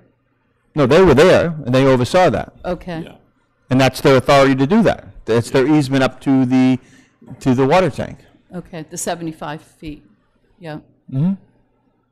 Well, Yep. I just. No, I understand. They were there, and they oversaw that, and they okayed that. yeah. Could you please state your name just for the record? Bill Simmons, 19 Hilltop Circle. Which is right to the right of the road. Butter to the, Yep. the property. Mm-hmm. I recognize that you want to move the meeting forward, but I think there's a real credibility issue here. For the life of me, I cannot understand if you need a 12-foot access road while you clear-cut 50 or more feet. We've never been able to get an answer to that. We went through the whole planning board meetings, asked the water department, who made this decision? We have yet to get an answer. So going forward, if we seem a little bit on edge and concerned, it's with justification. We want to see this project happen. We understand the benefits to the town. But again, this comes back to a credibility issue. This whole project from day one seems to be like nailing Jell-O to the wall in terms of getting answers. Okay, so I don't feel it's that way, but so could you give me some other examples? Because saying it's a credibility issue, that's pretty serious. How do you clear cut almost 75 feet in some areas to build a 12-foot road? I don't understand that. No, I understand that, but I meant other. Secondarily, we have been told through the neighborhood that this will be a 2-year project. I believe if we reviewed the planning board notes from last fall or December, I guess it was, my understanding was we were talking about maybe a 4-month construction schedule. So, what are we talking on the whole about? thing? Are we talking 6 months or 2 years? I don't believe it, no. I don't believe it was ever said that it would be 4 months. It's always been approximately a year construction. Yeah, I can't imagine them. It's what it normally takes to construct a water storage facility. Okay. Before you ask the question, yeah, I'm not. could they answer his question about the 75 feet clearing? Yeah, okay, yeah. I just wanted to get all the questions out if you had anything else. That's fine. So it's the 4-month in the clear cutting. So I think this is something, when I went up to visit up there also, the neighborhood is quite concerned because they do that, they use it for recreational and they understand the environment and so forth and so on. So they did not understand why we had to clear that much. And the water department didn't want to have any tree issues up there on their easement going up there, and that's the reason that we asked to be able to take those trees down. And then we also, what we're going to be doing is putting utilities in those areas where those trees were. And we're running utilities up through there too, and we don't want any utilities on that. It's the same as the land that we cleared off, which is quite wide going down Main Street to Main Street. If you see that, there's a 20-foot swath, more than that, going down there. We cleared the trees because, God forbid, the water main lets go. We want to be able to go in there without trees growing on top of them, falling over. Bill and them all know how that road used to be. You could barely fit one car up through there, plus we have more utilities going up there. We made a decision that we need to clear that area out so that when we have a water main break, that we're not going to be running around trees. That is the main reason, and it was our easement granted that it seems like whatever it is, that it got cut a little wider than it was supposed to be cut. And there's nothing, I mean, that we can go back on that. But we still needed that at least 50-foot swath in there so that the trees and everything that keep falling up in there, we're moving trees all the time even now. When we get the water main down in there, we need access to that. When we get the cables in there, we need access to that. Underground utilities, we need access to that. That's the reason that these trees were cut down, to just clear out our 50-foot swath, which was supposed to be 50 feet, so that we can get in there and we can work on the utilities that will be put in there. Okay. That's your answer. That's your answer. You might not like the answer, but, okay, but that's your answer. I'm not sure if it's right, wrong, or indifferent, but we don't have the expertise. Yeah, but they felt that they needed it, and they did it. Forbes, you had the next question? Yeah, Forbes, Bureau 15 Hilltop Circle. Can you? I'd rather you. I don't want this to be any confrontation, so everything comes to me. Points to the questions that were just raised. First is that I'm referring to the planning board meeting minutes from, I don't have it in front of me, but the January planning board minutes where it was stated by the engineer twice. It's on record that the entire length of the project from start to finish, the whole thing, 5 to 6 months. It's in there twice. Secondly, the question that I had with regard to the 75-foot cut was that that cut was made before there was any notion of putting an electrical conduit or Comcast up there. So how could it be that if you needed that, and if you would cut it and you didn't know that you needed it, why did you have to cut it? Okay. And then the third point, you asked for other examples of instances where the project has deviated from the plans. Again, referring to the planning board minutes from January, the February meeting, it was noted upon approval that any further clearing on the site should require approval of the Board of Selectmen. I understand that additional clearing has been done up there about a month ago, and I'm just wondering if there was any approval given by the Board of Selectmen for that cut. Okay. Thank you. Okay, so I want to, as a layman, I'm not sure. Okay, so if they're going to start in August, then they're going to take the winter, off, and be done in a year. It's probably going to be 8 months, maybe 7 months. Yeah, I think they said. I mean, and take the winter off. I said, right? I think they said start in October. You said August. I'm sorry. So if they start, I mean, but no, they said they're going to start when the bids are opened in August, and then they said a year, and then I was saying it's never what they say. So I said in fall, so we could have a realistic understanding. And then, but they're taking the winter off, so there's not going to be anything going on up there. So the project theoretically is probably going to take like 7 or 8 months, rather than 5 or 6. I can't imagine anything being built like that in 5 or 6 months in this world. So I'm sorry if you were. I'm sorry. I'm not even part of the planning board or part of that, but I'm sorry if you were misinterpreted. If you were misinformed by that. I don't know. I don't know what to do now. You know what I mean? But I guess that goes back to the credibility that you guys feel like you have. But that's why we're here. So. That's why we're talking tonight. Yeah. So now, did you want to talk to that? Please. Mm-hmm. We want everything to go smoothly from here on out. Yep. We can't resurrect the past. That's right. And so, hold on. Yep. Are you making a comment about what? The 3 comments. Okay, Forbes. great. Okay, got it.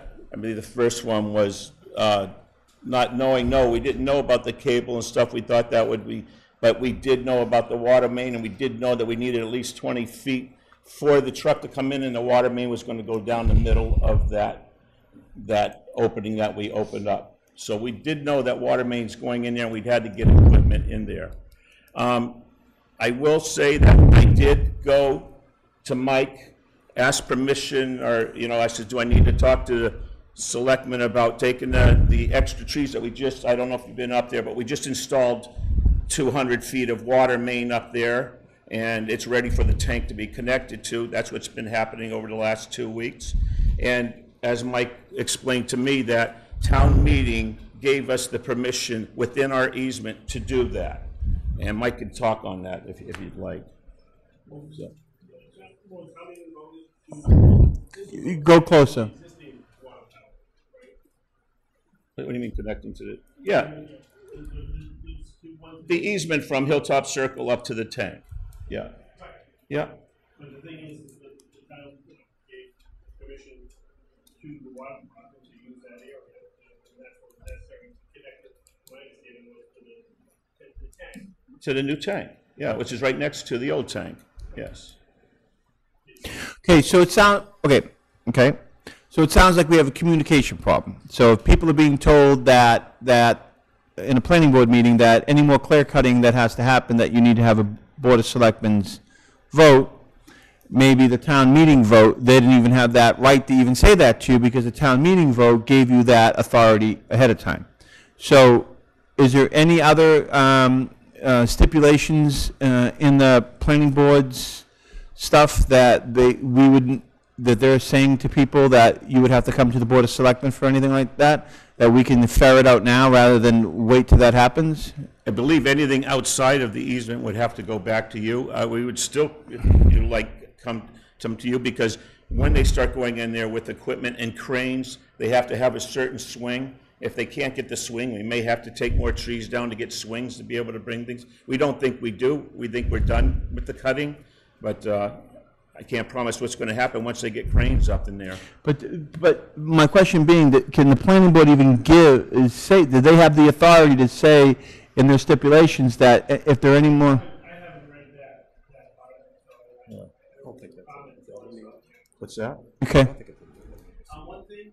But you understand that there could be some confusion by the residents because they use that area. So when they're at a meeting going, oh, good, at least the Board of Selectmen will give the authority. I could come to a meeting and say yes or no, and I might be voted down, but at least I could give my opinion. And then all of a sudden it happens, and it's the opposite of what happened. It would kind of give them a little sour taste in the mouth. You know what I mean? Yes. Okay. One thing that we should talk about communication is that the residents up there, have a problem, want to get some type of answers. And one of the things is that you have to contact the town. Mike's out Friday afternoon, you're not going to get any responses from anyone.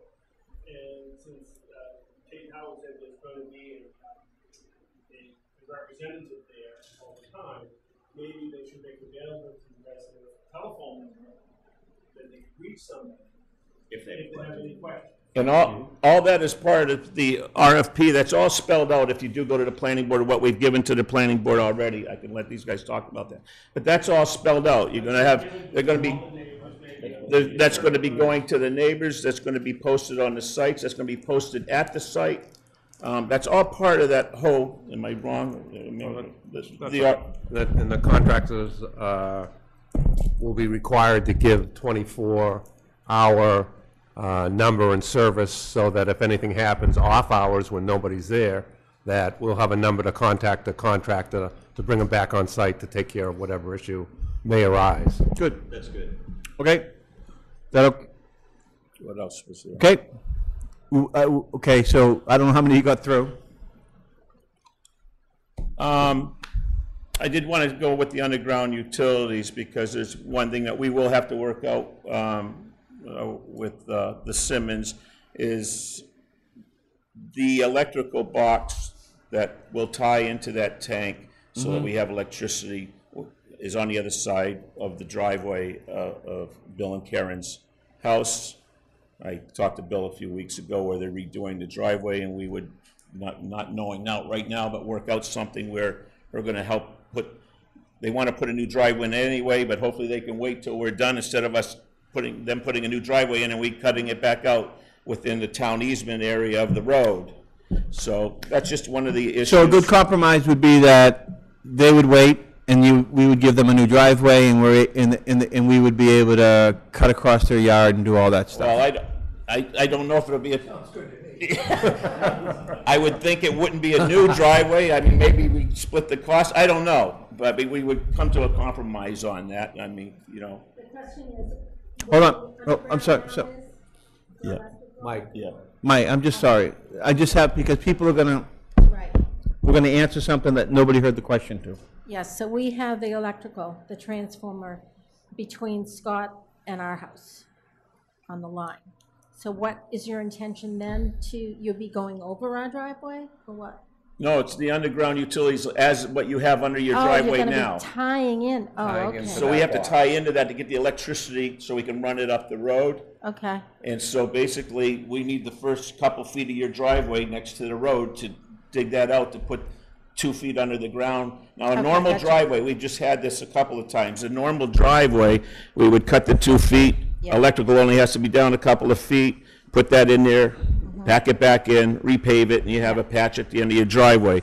Where Bill was explaining that you wanted to do something with the driveway anyway, we asked that maybe you wait, and then we don't have to do any cuts there, and then maybe we compromise or come to an agreement on what we're going to pay between the town and them. We're not taking their whole driveway, but... Plus we have... Well, they have to start going through the planning board. What we had agreed to which Wait could a be, minute, which Paul. could be changed. I don't want to stop you, Karen. Why don't you go ahead? No, I said, so we have the gas line going through. Yeah. We also have fiber optics. Right. Right. So But I that- know where those are. I don't think you're even going to touch where it is, because it comes from the transformer. Well, they would have to have Way up dig. in the yard. They would have to have dig Is that way up safe in the and all. yard? See, Yeah, it's near my garage, yeah. Yeah, they have to have Oh, I dig know, safe dig and all that. safe, stuff. No, it'll all be dig safe, but that is a real problem with that whole neighborhood, as you may know, because there's electrical wires that aren't even a foot and a half underneath. We went to dig in there with fiber optics, we hit everything. Every time we have a water main break, we hit everything. You know It's that been a problem up there for a while. they had the gas line marked wrong, they had the electrical line marked Gas wrong. company was always wrong, because our neighbors said, oh, we don't have gas up here. And I said, yes, you do. And we were Yes. responsible for getting that gas up there. Okay. And I know exactly where all the lines are coming into our house. Yeah. Okay, on the street, the water, everything. Yeah, it's going to be a real mess to dig that, believe me, because that's all above the water main, if we ever have a break there, which we've had breaks down there on Hilltop Circle, and we actually had to shut the electricity off because we almost had an operator get killed in there. So it's really bad down in there as far as what they have in the ground. All right, So- thank you, Mike. I have one question, because I asked the police chief to stay here, and he had another thing that he had to go to. We're not going to be talking about parking tonight or anything one-ways and so forth and so on, and if we do, we'll work it out with him. I'm going to let him go. I mean, there's not going to be, we're not even going to show where the one-ways are going to come, so he'll have a good understanding and stuff yet. So, Chief, thank you. I'm sorry. He had another engagement, and he wanted to, I asked him to stay, but that's still. sorry about that, Chief. Typically, what we do is we meet with the safety officer of the town prior to construction to work out those type of details. Okay. Okay, any more on the questions that you have in front of you? We were working through those. Yeah, one of the things I want, some people would probably be upset, but we will definitely need to close our easement off to the trails.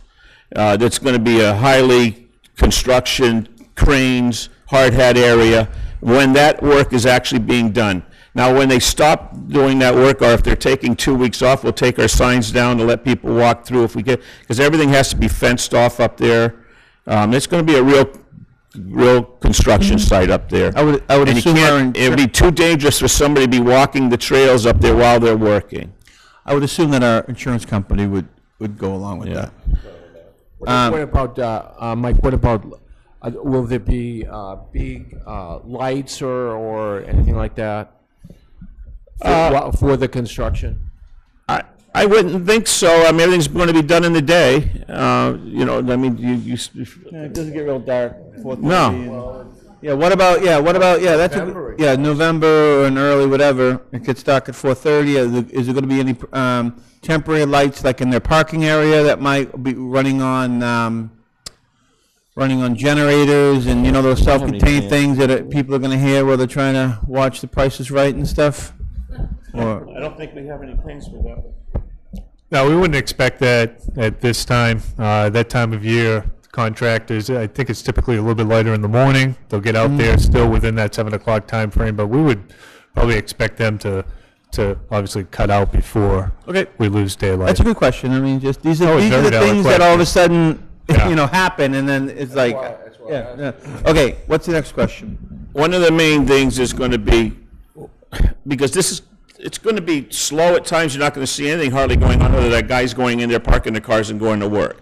But when the gravel road mostly is going to be done, we don't want anybody up in there sitting there with a truck idling at, 6 o'clock in the morning, and the kids are going to school. It's a dangerous area, that type of stuff. What we did on Whetstone Street, off of Whetstone on that, is we had them, we would have to find a place where the tractor trailers can come. What we did before is they'd stop at the reservoirs down here by the well field, and one at a time we called them in to come in, unload, go, and call the next one in.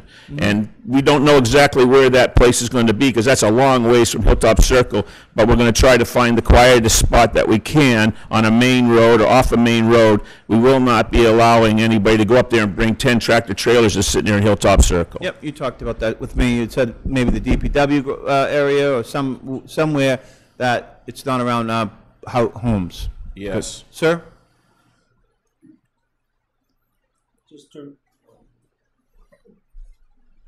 Just to reiterate, the first truck is 7 o'clock in the morning. Yes. Guys will get there at 6:45, and first truck is 7 in the morning. That's fair, right? Yes. So that was a big concern when. Absolutely. Big concern of mine because we Hey, had that. I know, I know. I mean, I feel for it. I don't want that to happen either. Because if I was a contractor, I'd say, no, line them all up there. Time is money, and then just keep on doing it, but. We have a part of the specifications called special project procedures where this is outlined very specifically in that. So it's part of the contract documents that they bid, the bids based on reviewing and Yep.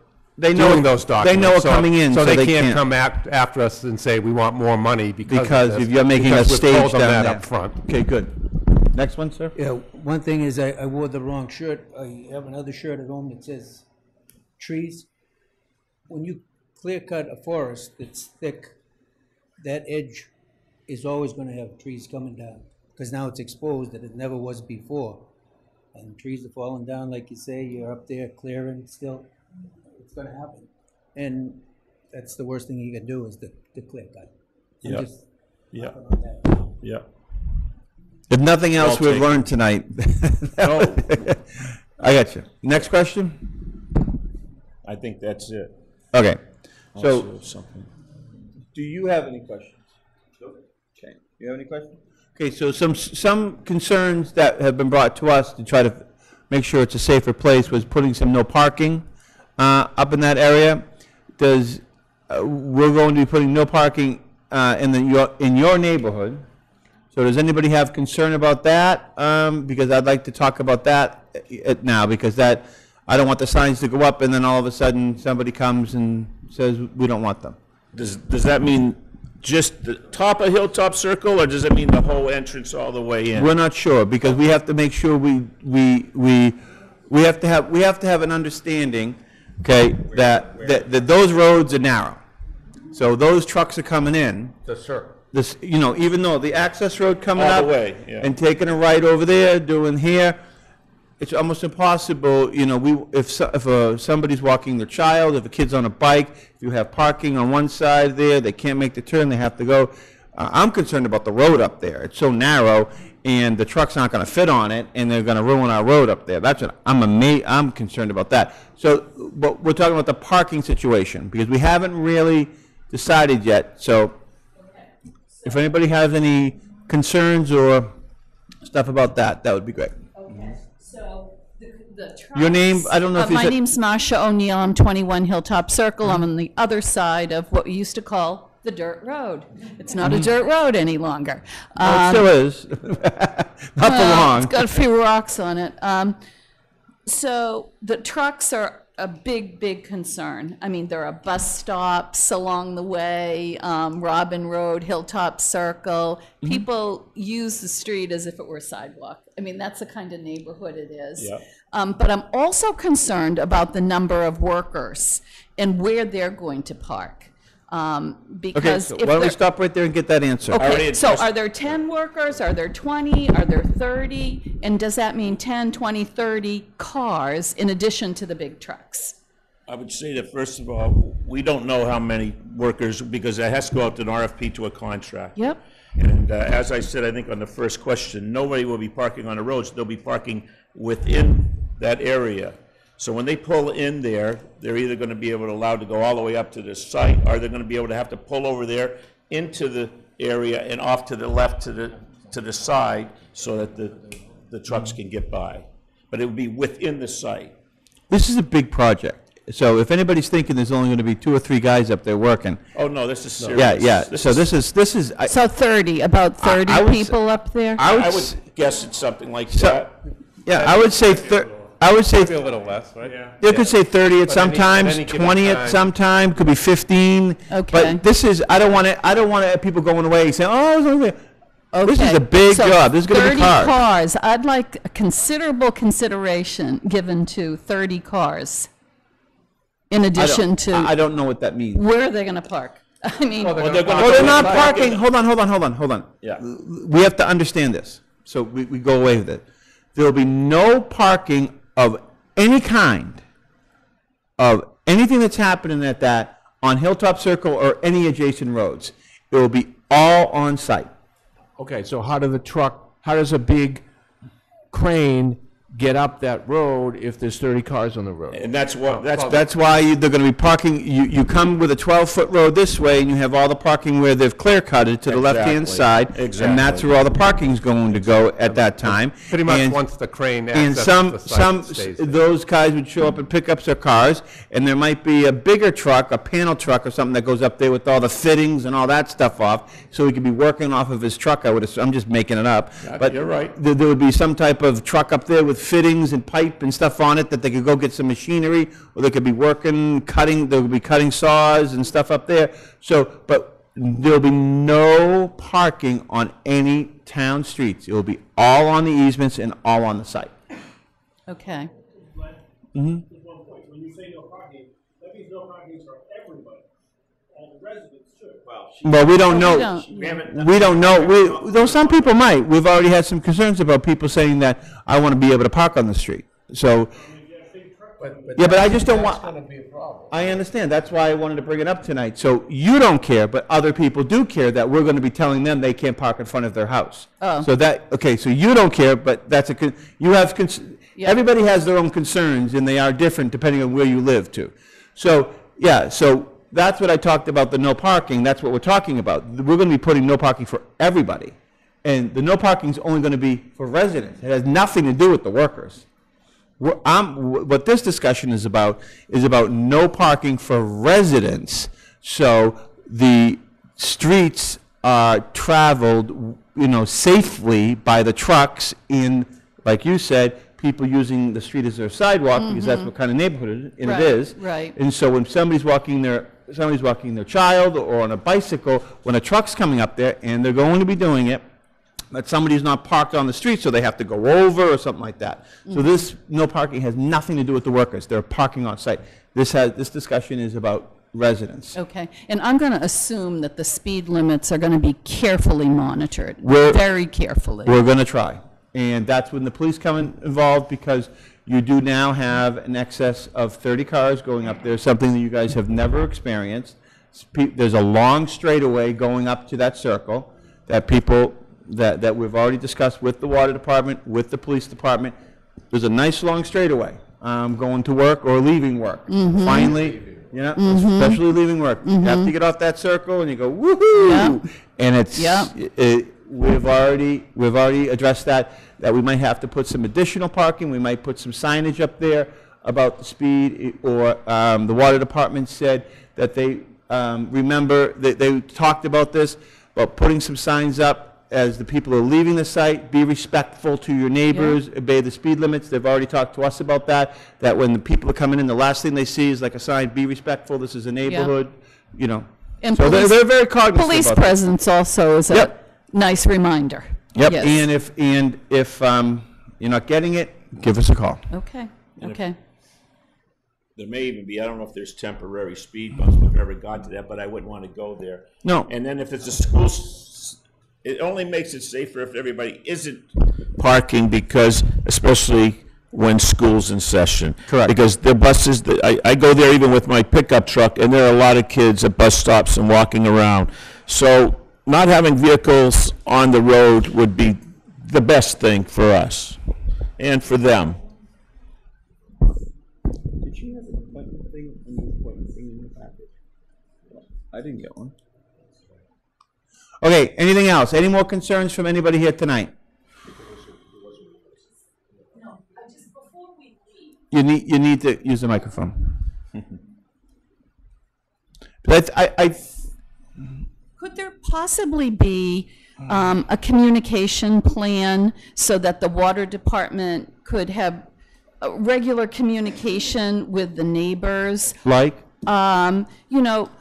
Well, like next month. We're going to start the gravel road. Yes, Approximately next Tuesday to next Thursday. Please expect a heavy truck usage, so you don't have your family barbecue on your front yard. That would, yeah. Yes. I think that. And how would that communication? Well, we'll what work would it out. be the- We'll work it out. It would probably be something that you guys would want to sign up to an email thing, and then, like you do, and then we could send something out. And But remember, this is all in a hypothetical, these are great things because we haven't even bid this job out yet. Right, right. But it's good information, I think, for you folks when you're gonna do the bid. You know, these are the concerns, and make sure those things are wrapped into, you know, the writing of the bid. The other thing But is the schedule, excuse me. a point person.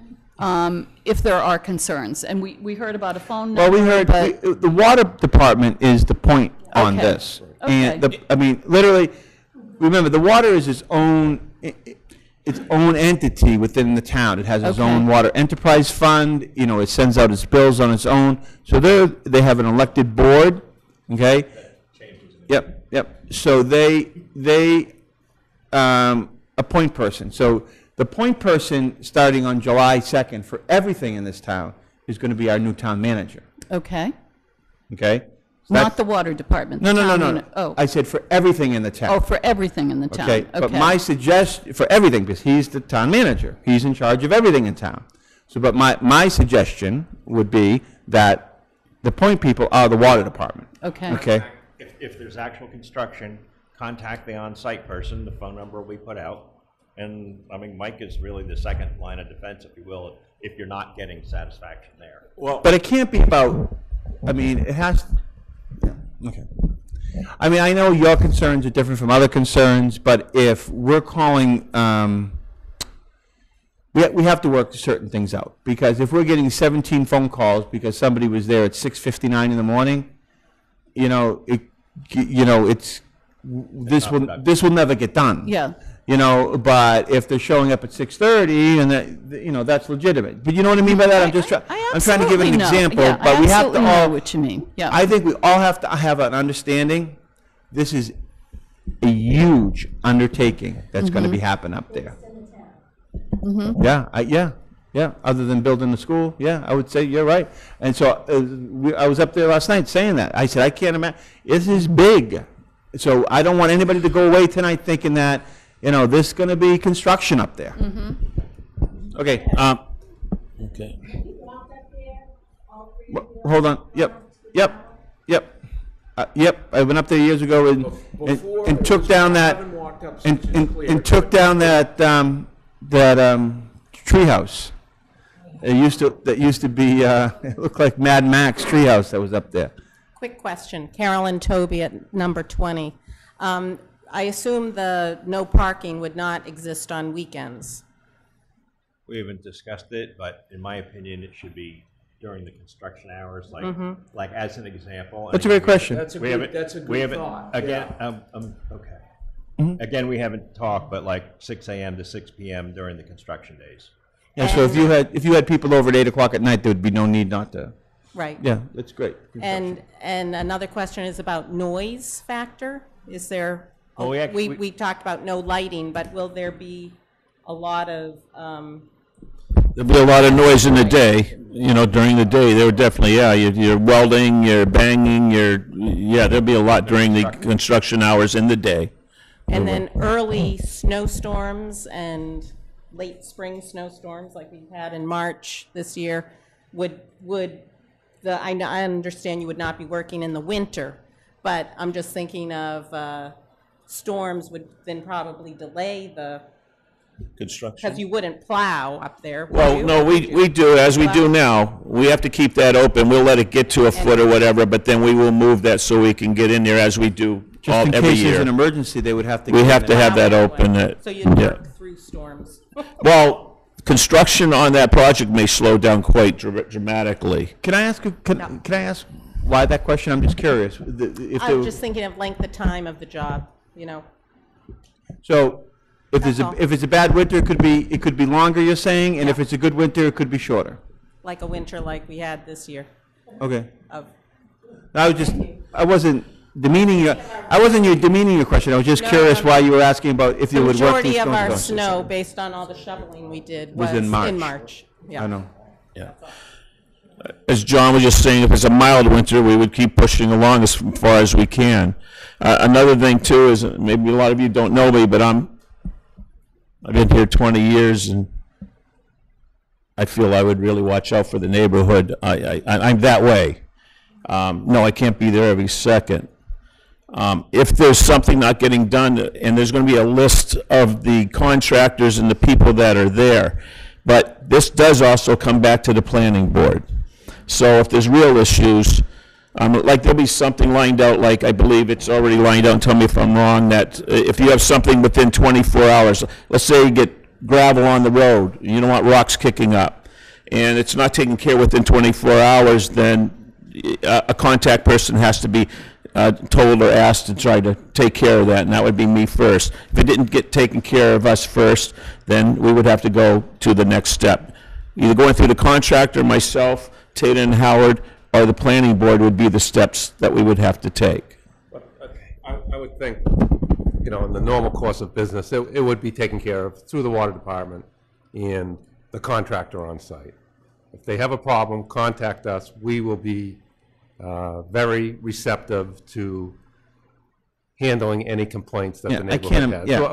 So, to us, the children's safety and the neighborhood safety is of utmost importance, and it's critical. So we will take care.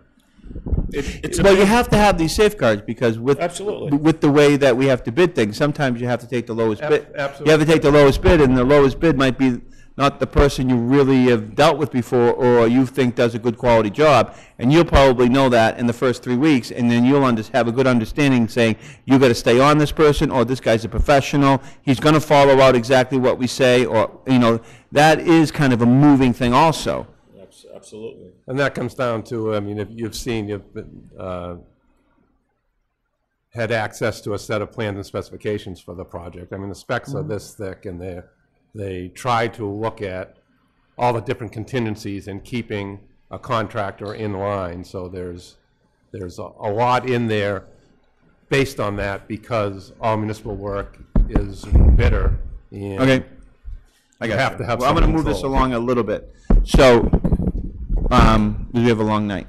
So, we've listened to the concerns of the neighborhood, okay, and I think that you've had them before, so they've been addressed. If we can put them in the, you know, they're going to be in the bid, the specification, no, there's not going to be any surprises on that respect.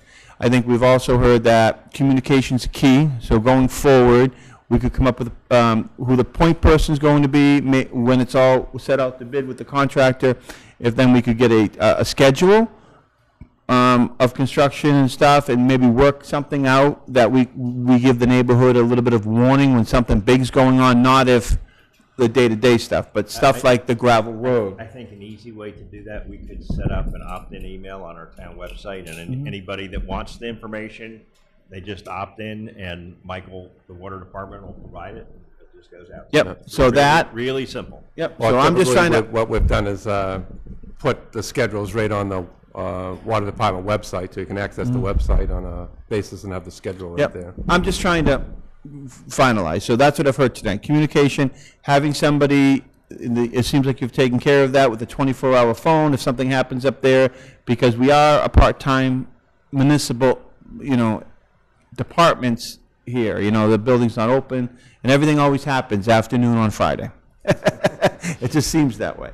So we've addressed that. We've addressed anything else. I mean, so I guess it's a moving target. So if we have any more concerns from we'll pass them along to you, obviously. But does everybody feel comfortable? Forbes? Just wondering. You need to use the microphone. Even with that voice that should be on, even that voice that should be on radio somewhere. Just wondering from the board when you might consider next steps with regard to the on-street parking discussion. That was Next meeting and the meeting after. Yep, but you think we're going to be why don't we just do it now? Can we vote that, just make a vote for parking? You have to post it. Don't we have to post? No, but you can have, but the police, Is it a public hearing? No, but the police can do it. The police can do it in emergency, in a way. We should do it though. No, but we can give, Afterwards or before. There's a process. Let Mike check. Why don't you think about it, and, you know, until next meeting. Notice to the butters and this Mike process. needs to check. So we're going to put it on our July 9th meeting, or we're going to put it on our July 9th meeting, or we're gonna put it on, Unless there's a. or the next one after that. Hearing thing takes long. So what, Joe will answer this question for me. So if anybody wants to sign up or have information given to them about any time we're going to be discussing that, you guys might want to show up. So how can we work that out, Joe? We'll put an announcement out on the website. All right, Mary's on vacation, so it'll take a few days. I'm sure she's not going to get to it immediately.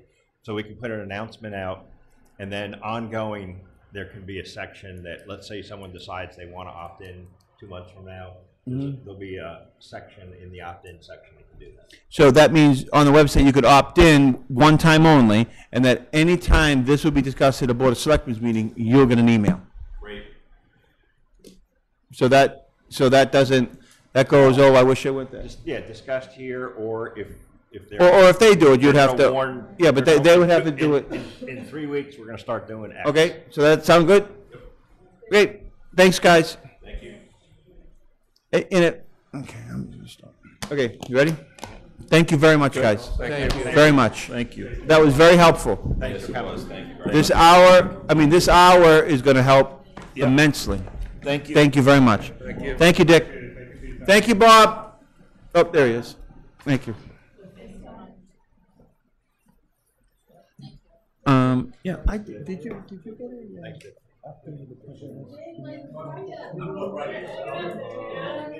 Yeah. I didn't. It's at the back. It's just that. Okay, anything else? Okay, motion to adjourn? Okay, update on the FY19 wage schedule. You guys have any questions? Yeah, I got lots. Okay, go. Okay, I would suggest that we hold off on voting this. For example, the planning board, Ms. Zampanardi, is the 2018 and 2019 salary was not changed. It's the same. Before you go through, can I ask Mike a question? Yeah. So there's a number of salaries that we just noticed aren't right. Could we? Sorry.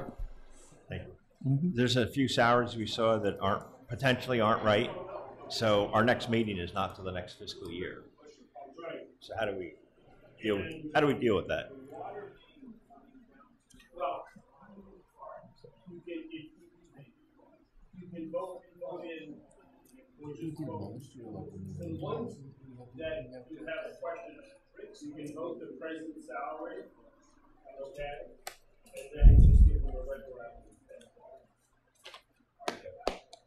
Okay, yeah, I got it. But, okay, when does it stop? When does this stop and become right? No, when does it become right?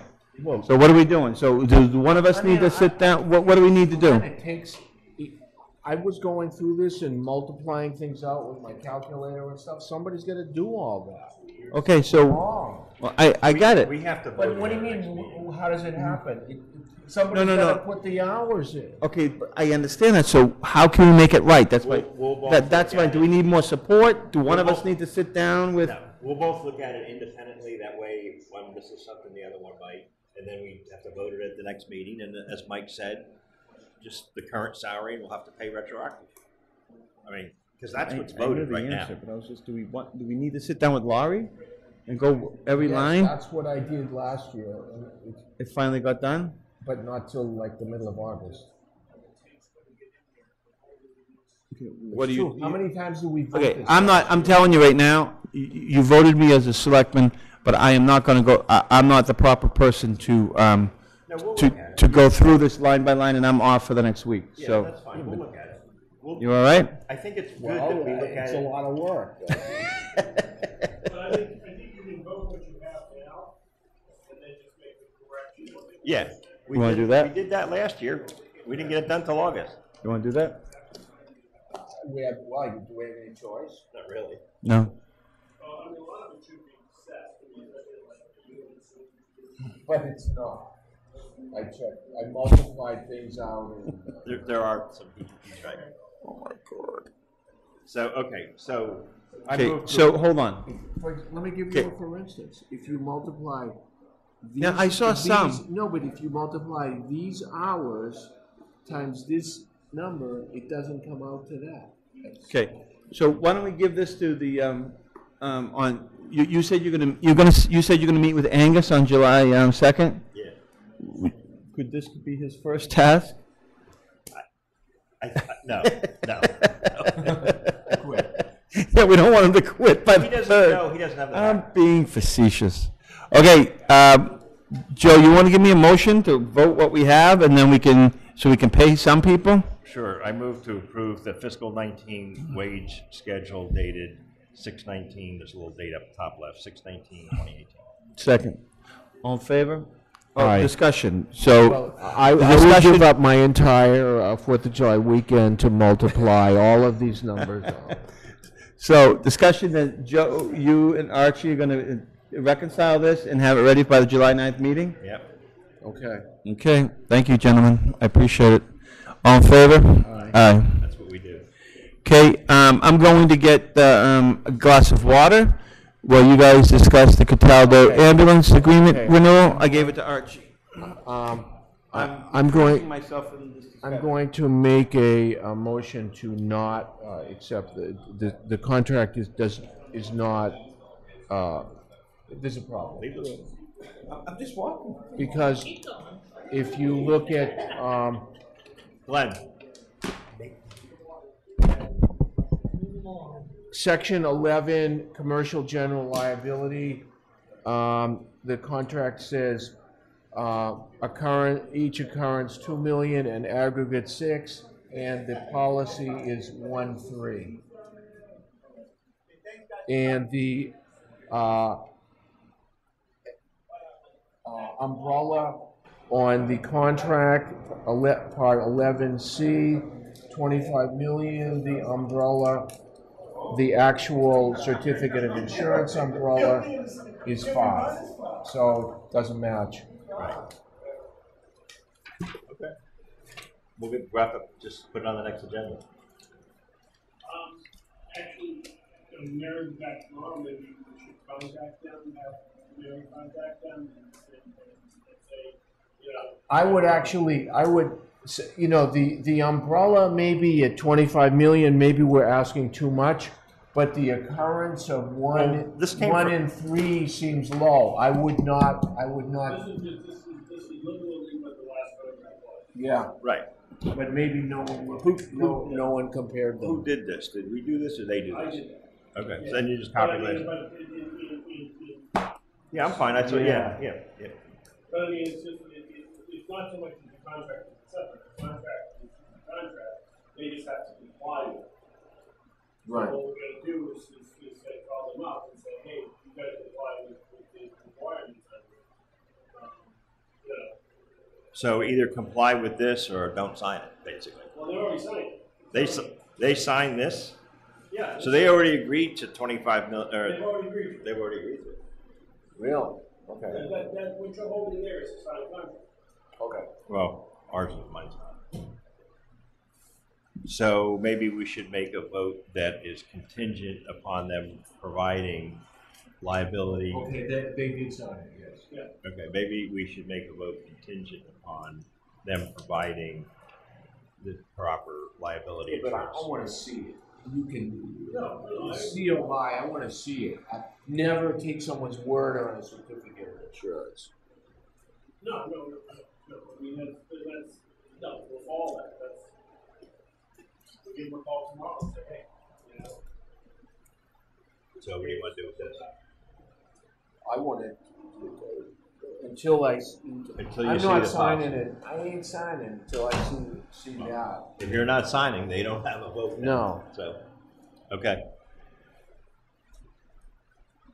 Unless you want to make it approve contingent upon it. Well, that's what I said, and you said no. Okay. No. Yeah, that's fine. I'm fine. I'm fine doing But that. but I would. Can we? can we, You could vote. can we vote to keep the contract in on a monthly basis until such time as? But that's voting this. What you could do is you could say that that if the property insurance is given, then is in hand, then Make this contingent upon receiving this in hand prior to, what's the last, June, whatever. and the idea being is that then you're signing simply a ministerial act, you're not going for legal. Okay, so today is June 25th. It's the last week of June. So what if we approve it only contingent upon if we have the proper insurance levels in hand by June 28th, which is in 3 days, or if the vote does not count? Okay. Is that? So make that motion. So I am not gonna, we shouldn't sign this really. No. I'm not gonna, I'll sign it like on whenever it comes in. Right, and that's my point. Oh, okay. Voting it, we have it, then the signing is simply a ministerial act. Okay, so I move to approve the ambulance contract with Cataldo Ambulance Company for a period of 3 years, is it? Yeah. Yes. 3 years, beginning July 1st, 2018, contingent upon only if they provide the proper certificates of insurance, which are identified in the contract by June 28th. Otherwise, no deal. Second. All in favor? Aye. Aye. Okay. Glenn, you can come back.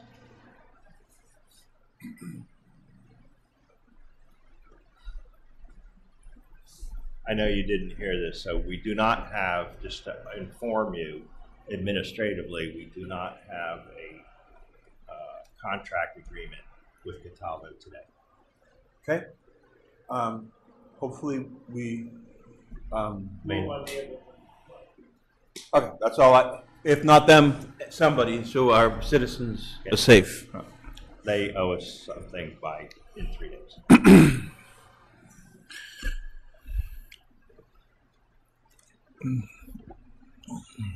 I do have the appointment thing.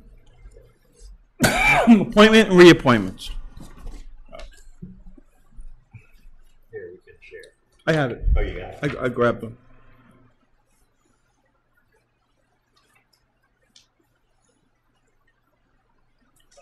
Just so you know, Mary LaCroix gave me the ethics certificate. Cool. So things on here, like, I have some questions, okay? Historical Commission, that's fine. The first one is Judith Meisner for the Capital Improvements Committee. Is that our, Yep. Yes. That's ours? Yeah. That's an at-large person. Okay. Does she attend the meetings, Archie? She does. She does. Okay. And I would say she's a good participant? Conscientious participant, yes. Okay, did you guys have any questions about this? Nope. I'm fine. Archie? No, I'm good. Okay, so I'm gonna make one motion. Yeah, make one motion. I'm gonna make a motion that we appoint all the people on the front and back, page 1 and 2 of the appointment list that was given to us that states June 25th, 2018. And it's been moved and seconded, and for discussion, all the dates and expirations and stuff are said on this piece of paper. And we're going to follow that. It's been seconded on, discussion. Any more discussion? Sorry, I was reading. Okay, all in favor? Aye. Aye. Seems like we've got a few followers. Payroll and invoice warrants. Oh, sorry. Make a motion to accept the invoice warrants. Second. Can I have a second for discussion? There's some questions on it. Second discussion. Archie? This will be the last time we do this. Which one? There are signatures lacking on, This week, the bridge week. on Park and Rec, That's too bad, they were just here. payroll, I know. We're on invoices. Invoices, there are signatures. Park and Rec again, if I'm not mistaken. There were signatures on Park and Rec, if I'm not mistaken. Okay, so. Those are E&D ones, I think. Okay, so let's get everybody, okay, so it's been moved and seconded. Any discussion? The discussion is that we make sure we get the proper signatures before we get them out, right? All in favor? Aye. Aye. Hopefully Angus can do a lot better job at getting everything signed before he gets it. Mm-hmm. Somebody want to I make a move motion? to approve payroll warrant. Second. It's been moved and seconded. Discussion, Archie? All in favor? Oh, you had discussion. Oh, okay. The signatures. Anything other than signatures? No. So the discussion, the discussion was about signatures, so we can get those signatures before they go out, we'd appreciate it. All in favor? Aye. Aye. Aye. Follow-up assignments.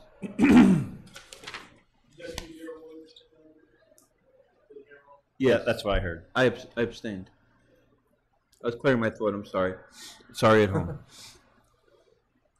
Okay, the follow-up that we have tonight, the police department, we had nothing. The Park and Rec, we're going to put on our meeting on We said that one, I think we said the next meeting. Yeah, I have. Oh, okay. The Park and Rec for the parking, we're going to put on the 9th, and we're going to have a discussion, so then we can relay, and then we're going to appoint somebody as our representative, and we're going to talk, and they're going to have a subcommittee to come back with some decisions.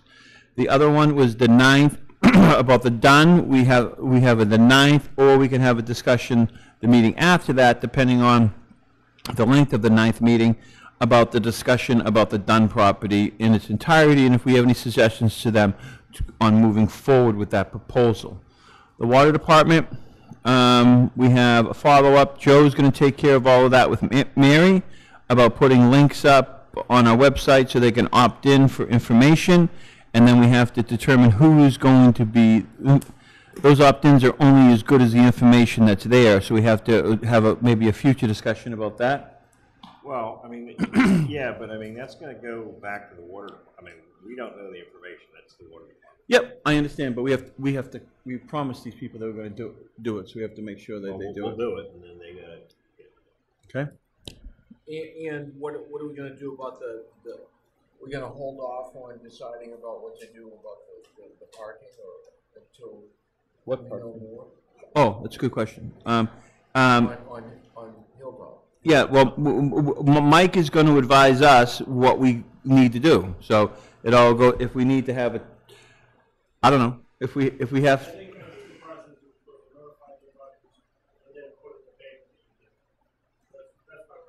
But you need to check. Whatever that is, could you do it and just get it started? Start it. And then you tell us when we can have our meeting, and then it will go on the agenda. Don't wait for us to, don't come back to us and say, this is the way you have. Thank you. But I just don't want anybody to come back to us and say, this is the way you want to do it, you want us to get going. I want you just, whoever does it, I want it done, and then tell us when to put it on. Okay, we have the updated follow-up on the wage schedule. Joe, you and Archie are going to take care of that, and we're going to reconcile that on the 9th. Right? Yep. The Cataldo ambulance thing, you guys took care of that. Appointments is taken care of. The payroll warrants is taken care of. You feel comfortable with all that? Yeah. You feel comfortable with that? Okay. Please. Yeah. When you talk about the parking, do you guys have a recommendation on how far the parking, no parking's gonna go? Is it just gonna be the circle, or is it gonna go down? I think that's what our, oh, you need to know that to post something? Oh. I would say that it doesn't. I mean, I have an opinion, but go ahead. Well, why don't you start? So, the circle and I don't know the name of the street. but the very short, it involves like 5 houses. There's a part that goes around, so that little section right before the circle, that's what, I'd gone up there a month or so ago, and that's what the form said. Okay, so hold on. You want me to, I'll pull up a map. So it's this, and the road goes down, and then the street goes off like that. So Crescent Circle Yes, up to that's there. it. That's who would like, that would be the maximum when we want. So somebody would have to come in, so we would want all those people notified, and then somebody would have to come in to convince us that we want it shorter. So have they gotten approval? Yeah. Right. Have they gotten approval to do Saturday? I don't. No, they don't. So, I mean, I would say whatever days, it should be limited, it should be 24-hour, no parking. We don't need to worry about that. It's It's wide there, too. So it should be like if it was just weekdays, 6 a.m. to 6 p.m., and whatever Saturday hours, if that happens or doesn't happen. Okay, yep. But we have to. But that's the part of the discussion. That doesn't have to be part of the. What he was asking. Yeah, okay. You might not, you might decide. Yeah, but that doesn't have to be part of that. That will be part of the discussion, but I agree You're with right. what you just said, but we don't have to have that part of that. Okay, next. Okay, you feel comfortable with all that? You feel comfortable with all those follow-ups? Anything on future agenda? Yeah, so. Obviously, the things that I just mentioned. We got the report on the policies from the Division of Local Services. They came in this week, so we should have, well, further out, we should invite her in and have a discussion with us and the FinCom. The FinCom has the material right now because I emailed it to them, so they already have it. So the question is, do we want to have a discussion with the FinCom before they come in? Or do we want the FinCom to look at it, we'll look at it, and then she'll come in and we'll talk through the whole thing? So what do you want to do? I would like the town to talk amongst ourselves first before she comes in. So maybe the second meeting in July, we can have a meeting with the FinCom on this? That would give them a month. So can I, okay, I would agree. I don't know if I agree, but let's just talk about this 1 second. Do you think it would be better for her to present it to us in the FinCom and then have the conversation afterwards? Because we might be talking about things that she could be answering for us at a joint meeting. Good point. Do you know what I mean? But Okay. you know, we could go back and forth about stuff, and she could come in, give us the presentation, and it doesn't mean that it's cast in stone at that time. She's presenting the thing, and both of us could ask questions because questions could arise at things with the meeting with the FinCom that both of us might not have answers to. And this is, I mean, there's a lot of material. Yeah. It's very comprehensive. Right. So I actually would 90 like pages. I would actually like her to come in, and I would think just to understand stuff because there's so many different things, and then let's have a conversation with the FinCom on implementation and that kind of stuff, and with Angus. So just kind of have a working session with her. That would be my thought. It's going to take some time. Yes. There's so much stuff. Yeah. Is But you know what I mean by that? Is this a separate meeting? No. I would do it first thing and do it for an hour and a half. We won't get through it. But we have to get through it in an hour and a half. It won't happen. In this time, It's case, Glenn, if you look at it, it's 90 pages. It's a lot. I haven't seen it yet. Okay, so then why don't we do it on a Saturday? She probably doesn't want to do it, or a different night then. Yeah. Because it needs to be done and it needs to have time. I don't want anybody to say it's getting too late. You know what I mean? Yeah, exactly. So maybe one of the August dates that we don't have a meeting. I don't know. Yeah. Yeah. All right. Okay. Yeah, that's just. Okay, can you keep an eye on that for me? Yeah, that's just 2 dates. So we can get. So why don't we do this? Why don't you work out something with the FinCom and work out something with her, and then come back to us on the 9th. Yeah, I'll check to see. Yeah, I'll check to see if either one of those dates in August work with all of them, and if it doesn't, we'll have to come back and re-talk. Sound good? Yeah, it's fine. Okay, good. So that's a follow-up. Yeah, no Saturday. Okay. Okay, you have anything else? Yes, we need an agenda item for July 9th for Andy Gould's vacation buyout because we have to vote it, correct? We don't have to vote it? Where's the money coming from? It would be coming from the finance department salary. That's money that's owed. Why would we have to vote it? We wouldn't have to vote Because I would encumber that money now. now. So I make a motion that we encumber what that amount, do you have to know what the amount is? If you just think that what the accountant determines. What the accountant determines, to encumber it out of the 2018 fiscal year budget. Yep, do I have a second on that? Second. All in favor? Aye. Yeah, can you talk to Lori? That's a Someone big, needs to talk me through this. Okay, Andy's gonna have No, some. I understand that, but, so what's, We want it to come out of this year's budget where it's funded, not next year's budget. So if we don't vote it until do next we year. have, we already in that department had to do a transfer to cover the additional, Personnel. personnel costs. Do we have the money? would she consider that as part of the cost of hiring the town manager?